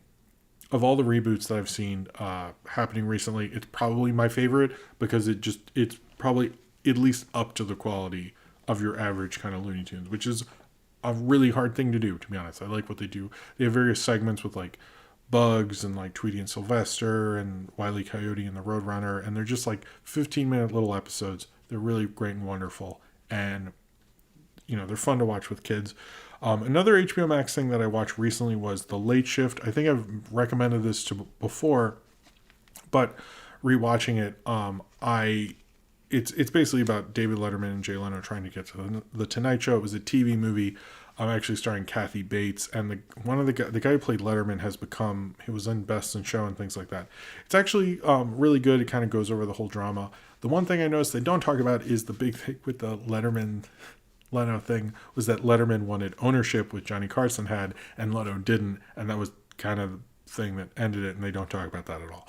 But which is interesting because when people get into that, they don't talk about how that's like a crazy thing to ask for, by the way. But anyway, it's actually a pretty good show. They do a good job. The music's cheesy, but I think it's one of the better of those real life TV movies. It's one that people still talk about today, and there's a reason for it. It actually holds up very well. I finally, and I think this is more of a thing like Jim, you finally did. I've been watching Harley Quinn. It's taken me a long time. It is so much fun.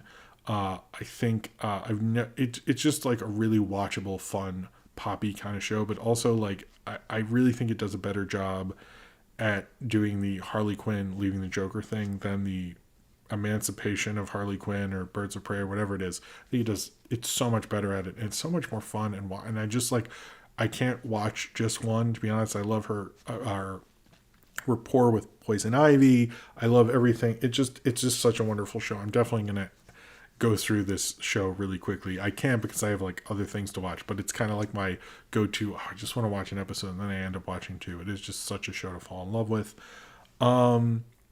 As well as now this one on Amazon Prime, I haven't watched all of, but I've done a review of it. It's the Small Axe series. There's two episodes. One is the I think it's the Mandrake, which is more about more of kind of a serious civil rights drama. But then Lovers Rock is the one I talked about, which is basically like some arty party movie, and it's really wonderful. Lovers Rock is one of the best films I've seen this year. It's absolutely wonderful. It is not very long at all. It's like a little bit over an hour. You should absolutely check it out. I've never seen a film capture a party so well, and just you can sort of smell the party almost. It's just absolutely a wonderful movie. Hearing great reggae music. The Small Axe series is about the West Indian community in West London, all directed by Steve McQueen. I would like to watch the rest of them and do a review of the whole series, but I've just done a review of Lovers Rock because it was such a standout.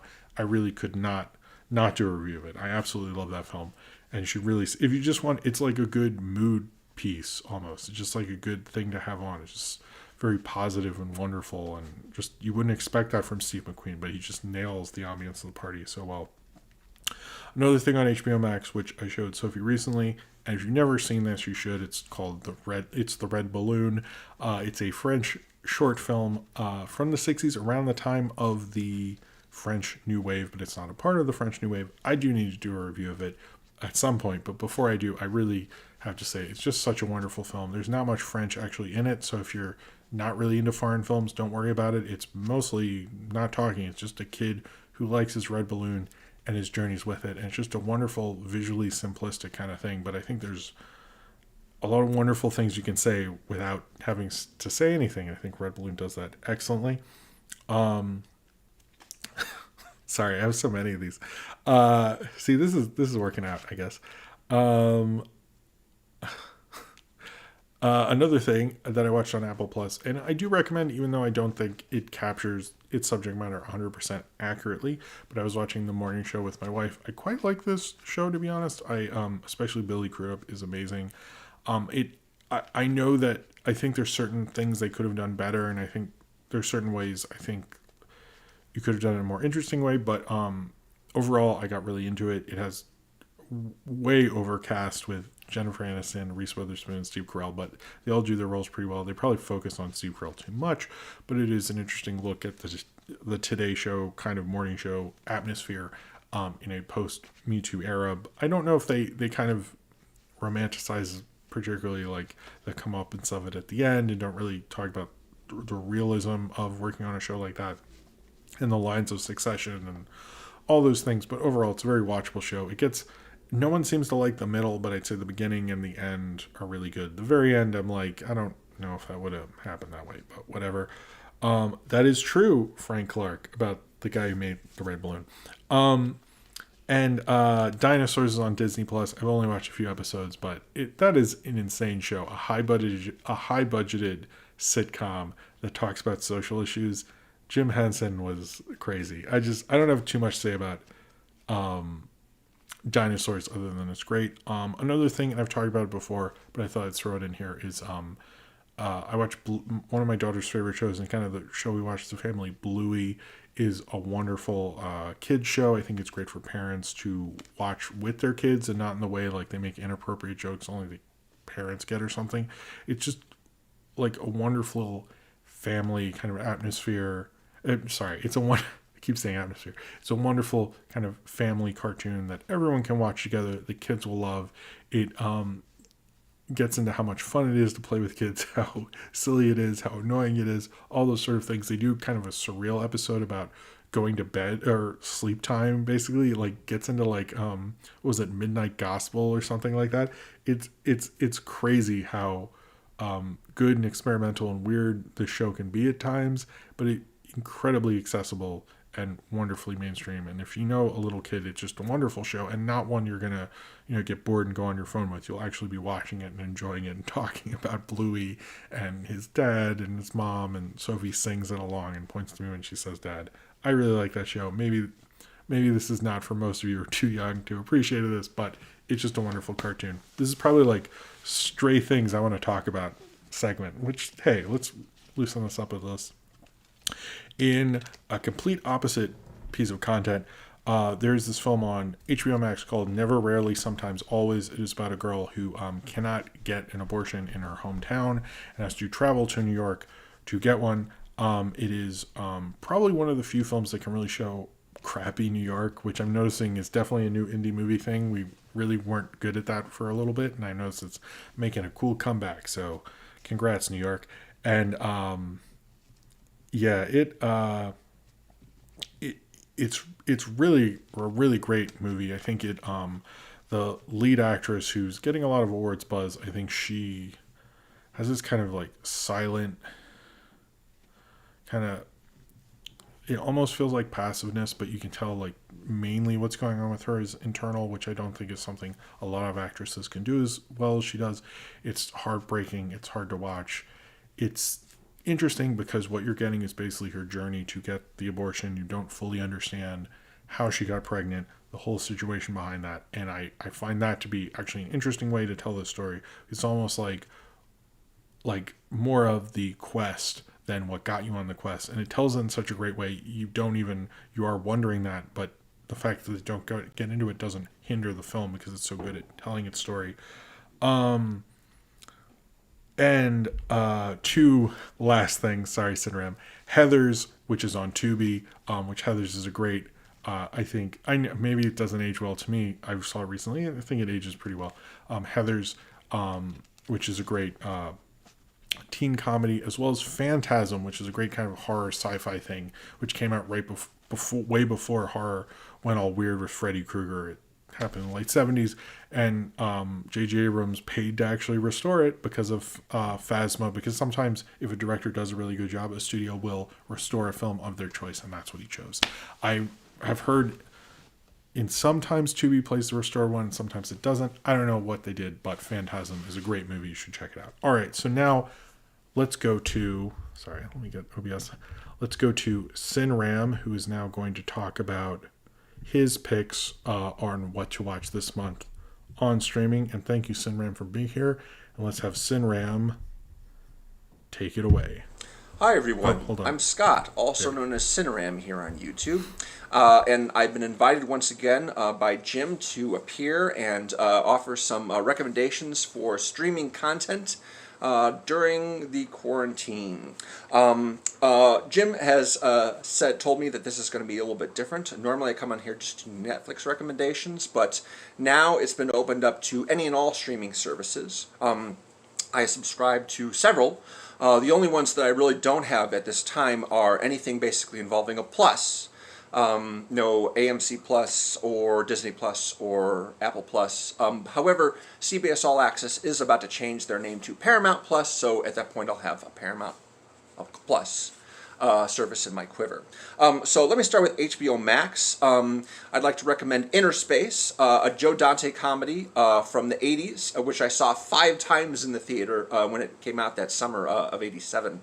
It's about a grocery store clerk who's played by Martin Short, kind of a nervous Nelly, and things get really difficult for him when he's injected with a test pilot, a character played by Dennis Quaid, who is piloting a submersible capsule and has been shrunk down to microscopic size, and through various shenanigans gets injected into Martin Short. And then he hooks up to his nervous system and starts communicating with him, and they go on a little adventure trying to stop bad guys from doing bad things and stealing the shrinking technology.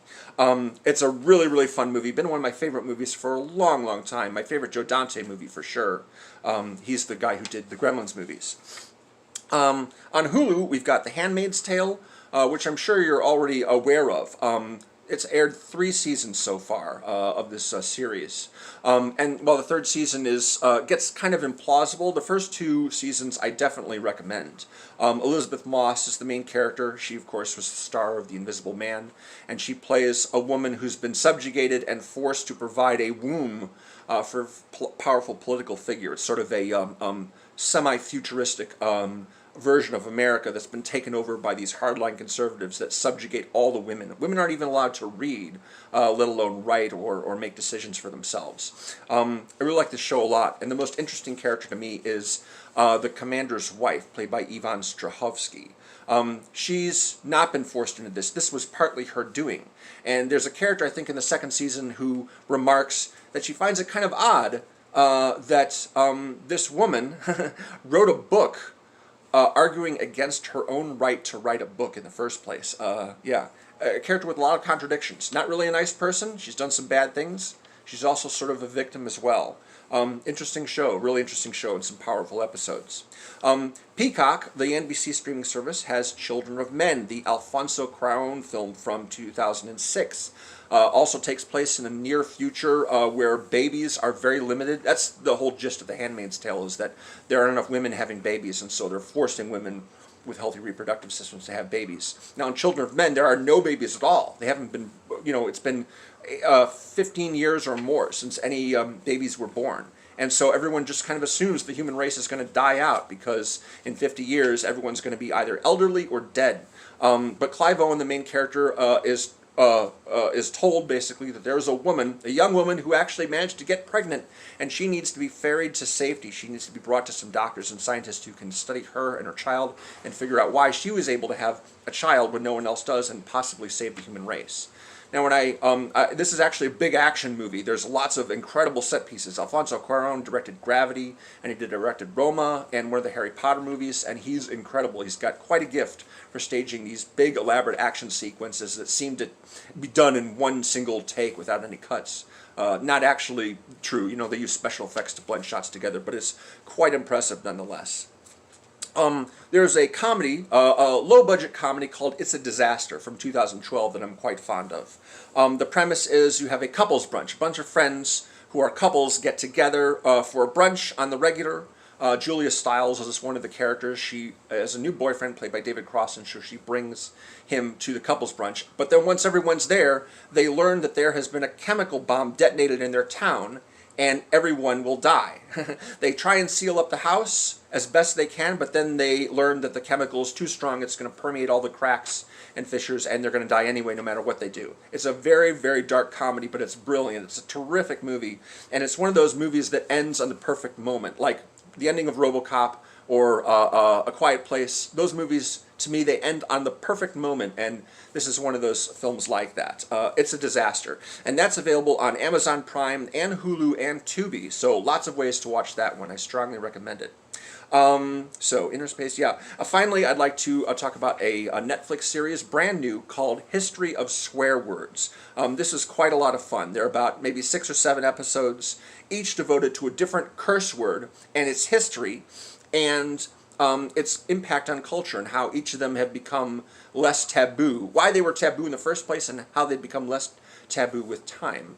I haven't watched all the episodes yet, but I did watch the first episode, which is devoted to the word fuck, and the last episode, which is devoted to the word damn. And they're very entertaining episodes. There's a lot of input from experts, language experts, and profanity historians. Yes, that's a thing. As well as actors and comedians like Sarah Silverman and Nick Offerman. But each show is hosted by Nicolas Cage. And at the beginning of the fuck episode, he begins by staring right in the camera and basically reciting a whole bunch of quotes from movies and shows and even a music video in which the word fuck is used. In fact, he even quotes one of his own movies. And if you recognize the line, if you know which Nicolas Cage movie Nicolas Cage is quoting, then congratulations, you, my friend, have seen a terrible, terrible Nicolas Cage movie. But hey, nobody's fucking perfect. How's that for spicing things up, Jim? Thanks once again for having me on. And thanks to all of you for watching. I hope you enjoy my recommendations if you choose to. If you choose to check them out during your quarantine viewing. I hope you're all safe and happy. Jim, back to you. Okay, thank you very much, Sinram, for being here. You should subscribe to his YouTube channel. He runs a great YouTube channel. I've been following him for probably like 10 years or something. I don't know. He's a great guy. You should just be subscribing to his YouTube channel. I've had him on this channel many times, and there's a reason for that.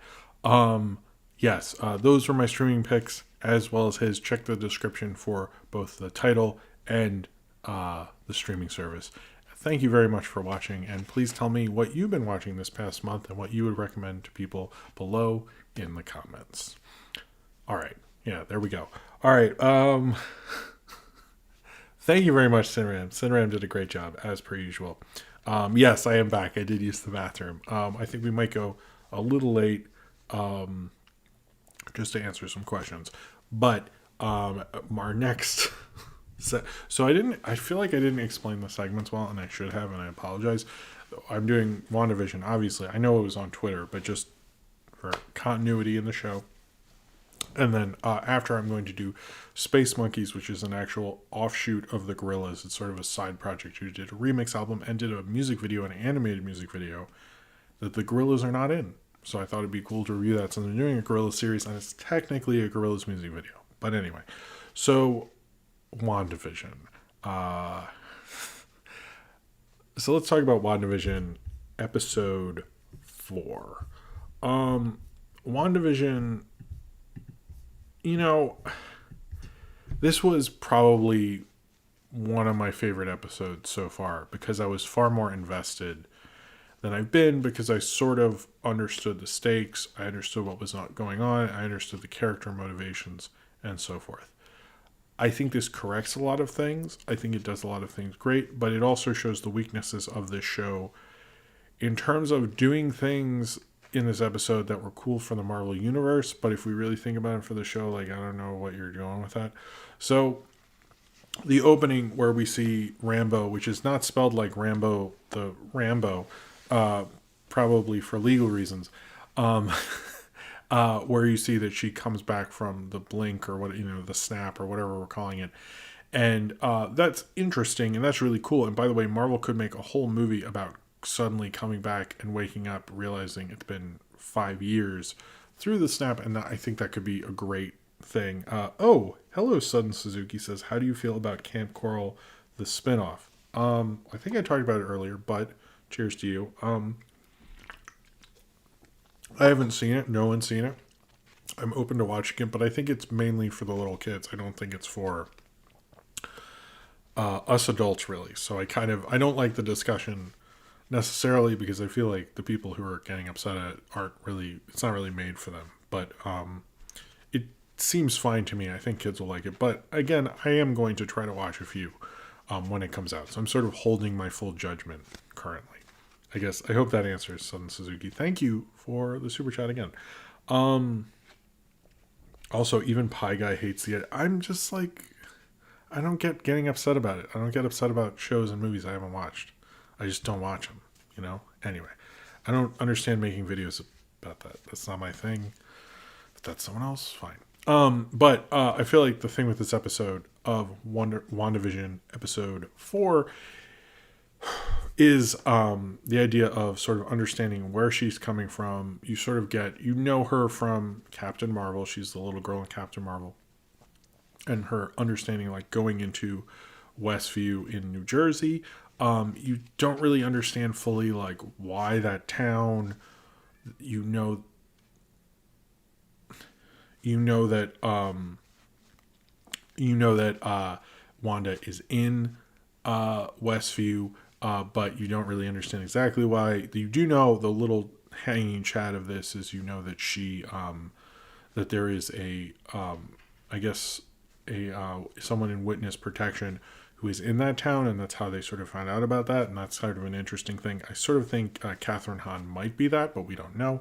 But all the things they do with this episode, in particular, understanding what's going on, why the military's involved, getting Kat Denning there, seeing that they can pick up the signal of the sitcom, that certain things are being cut out, that we're pretty sure whatever it is, Wanda is in charge of it.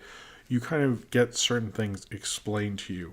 But I still think, even though I like everything, I actually like Kat Dennings in this. I've never liked Kat Dennings in the Thor movies, but I actually like her in this a lot. And she plays it very well. It's you can tell she's much more well-trained kind of sitcom actress, especially working with Randall Park, who is also a well-trained sitcom actor. Which is interesting. You have two modern sitcom actors not in the sitcom, but whatever. I feel like as much as they answer where they are exactly, that it's this energy field, that things are happening, they still kind of, everyone outside is almost like the viewers of us. They're like, why are what's going on? Why is this a sitcom? Who's controlling it? Is Wanda in control? The decade thing, what's up with that? It's almost like they're sort of like having their cake and eating it too a lot with this, because Cornbread, you're right. I'm sorry about that spoiler thing. I forgot about that. Sorry. But it apologize for that. Yeah. Sorry, I dropped my cards. But I do feel like this was handled a lot better. But I think the issue with the show is kind of a storytelling thing where, granted, I will say this show is not completed. It's clearly like supposed to work as a whole piece, and we haven't seen the end of it. So it's almost unfair. It feels like I don't agree with people who are like, well, you didn't get the show, you didn't like this one, so you don't get to like this one kind of crap, which I've seen a lot of. It's very immature and shouldn't really be critics.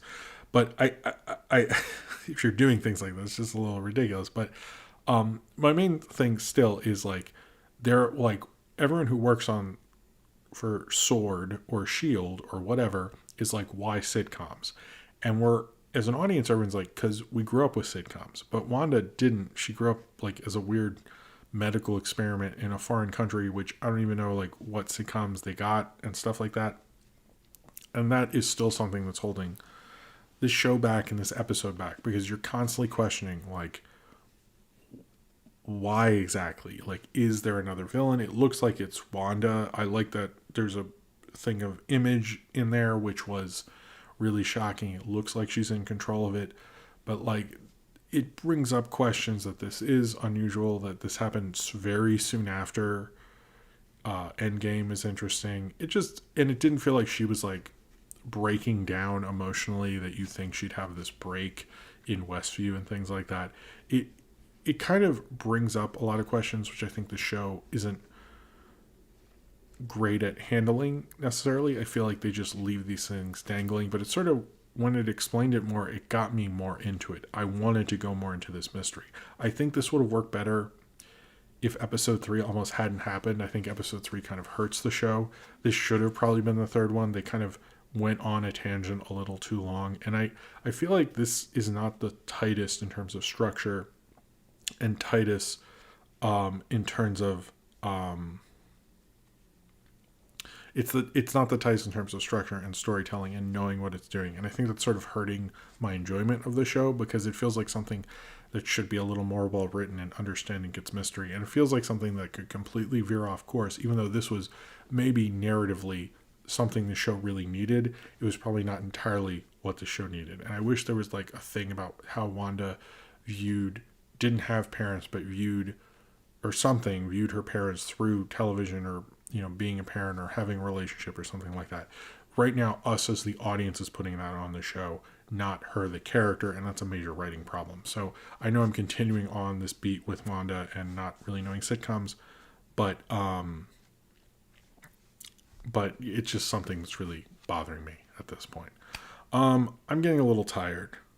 Oh, anyway, let me finish this. Sorry. But I think there's a lot to do with WandaVision, but I hope I'm more hopeful about what's going on with WandaVision so far, but I am not 100% in love with it as much as everyone else, because I hope this narrative things kind of come together even more in the next episode, because they answered so many questions, they figured so many things out, but I still have the undenying question of, how does this all entirely work, and why are we suddenly having this all rely on a character we know nothing about, is sort of the biggest sort of problem with this show. And I hope they're able to explain that in the next one maybe, but I don't see how that's going to work. All right. I don't think I'm going to do the Space Monkeys. It's getting late and I want to get questions done and end this. So I think, yeah, we'll do Space Monkeys another time.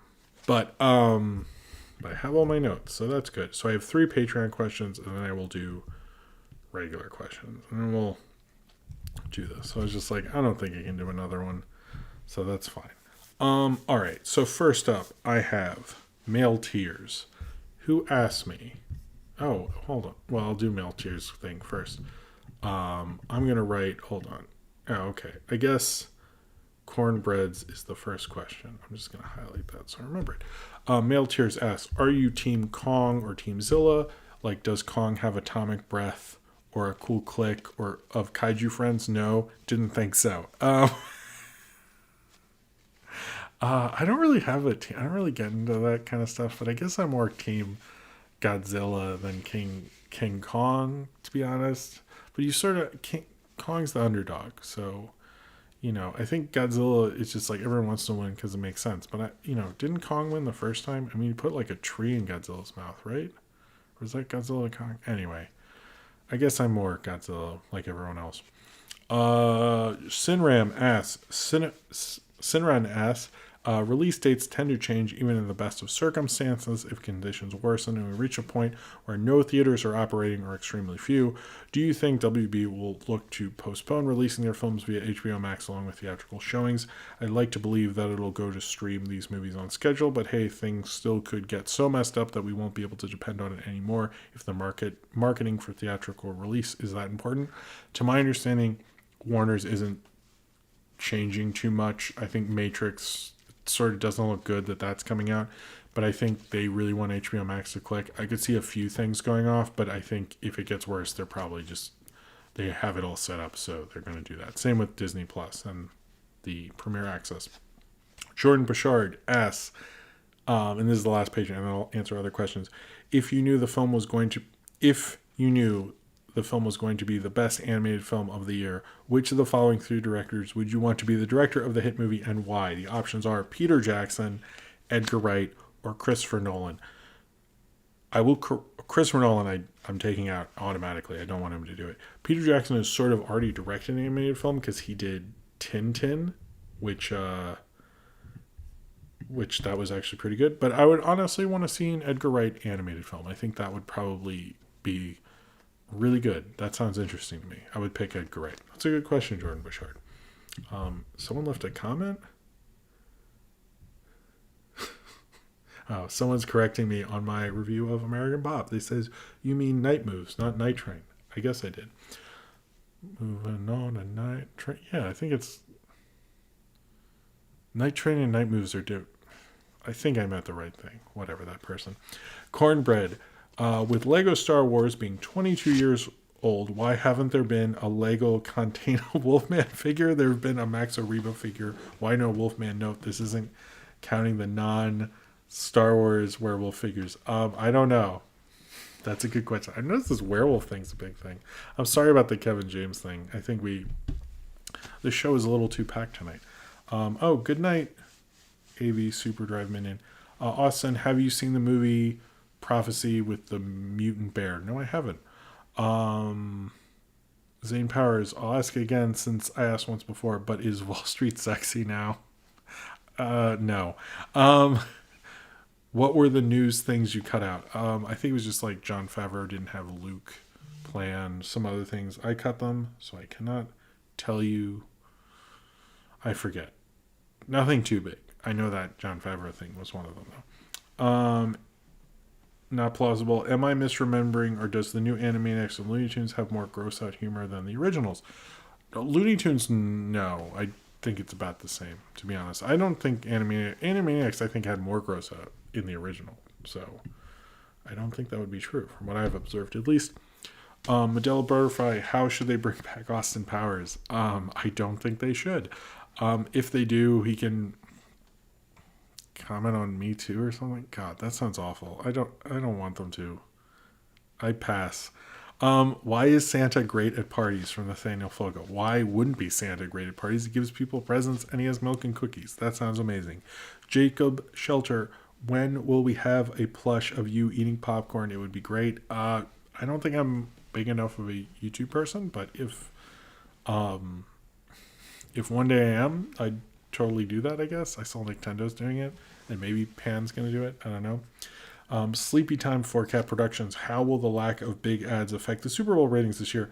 I've noticed there aren't as many big ads, and I've heard conflicting things about studios. We'll see about that.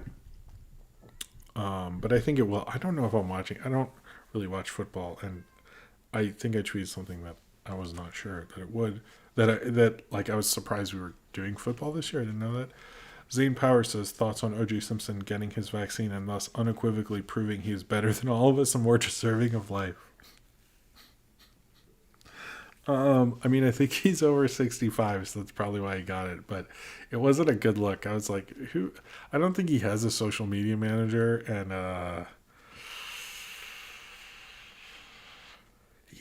if I were him, I wouldn't have done that. I was like, wasn't he trending? People were like, OJ gets the vaccine. Hasn't he taken enough from us? Frank Clark, have you seen the trailer for Shin Ultraman, directed and written by the same person as Shin Godzilla? I have. I don't know Ultraman as well, but it looked cool. I should have maybe talked about it. I'm sorry about that. Nathaniel Foga, favorite cartoon based on a movie? Probably The Real Ghostbusters. Yeah, definitely. People should talk about that more. Dominic Smith, have you read Milestone Comics? A little, not enough though. What was the best Godzilla / Gamera MST3K ever did, or least the best joke from them? I remember the Gamera ones. I don't know if I've seen the Godzilla ones. I mean, I can't remember because I haven't seen those. I haven't seen in a while, to be honest with you. Jordan Salafalo, what Ingmar Bergman movies do you recommend? Persona, Seven Seal. I think Fanny and Alexander is really great as well. But Persona and Seven Seal are kind of like the two, I think, that are... I mean, there's a lot in there. He's very prolific, which is surprising for the kind of movies he makes. But I would say one of those two. Who would win, Godzilla or a Godzilla-sized Pikachu? Oh, Pikachu. Obviously. Toon J723. Favorite art style from a Craig McCracken show? Wander Over Yonder. Duh. What's your favorite board game? Whatever Sophie wants me to play. Probably Candyland, which was my favorite board game growing up. So any board game Sophie wants to play is my favorite board game.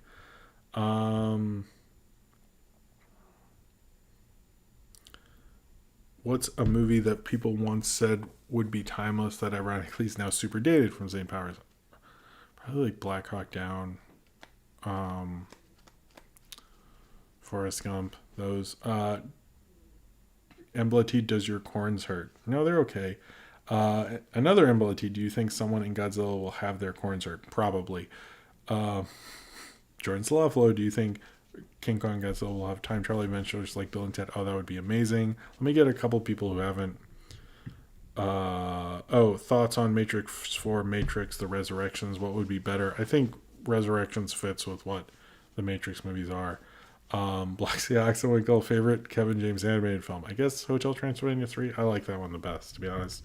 Faniel Foga, if you could go back in time and stop a movie from being a financial bomb, what would it be? Speed Racer, duh.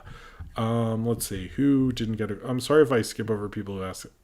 Candyland is the worst board game. It's just luck. How dare you, Zane Powers? But cheers to you anyway. What is something stupid you said as a kid? I don't even know. Thank you. I like Cornbread saying. All right. Cornbread said it's time to end. Thank you all for being here. Sorry this was a weirder show. I like doing the phone call with Izzy. I'm sorry that went on. We were just having fun. But if you have a question and you did not get it answered, please leave a comment. Leave it in the comment of this video or go to the Discord in the Ask Jim section and ask me there. Apologies if I didn't get to your question. Thank you everyone who gave a super chat during the show. The Wandavision will be on Sunday and come back for the every NBC Saturday morning show ever on Tuesday at 11 p.m. for the premiere. And then you can watch it after that. If you don't want to do the premiere, it'll just be a YouTube video. Anyway, yeah. Have a good night, everyone. And I will see you all next week. And subscribe if you would like to. Have a good night, everybody.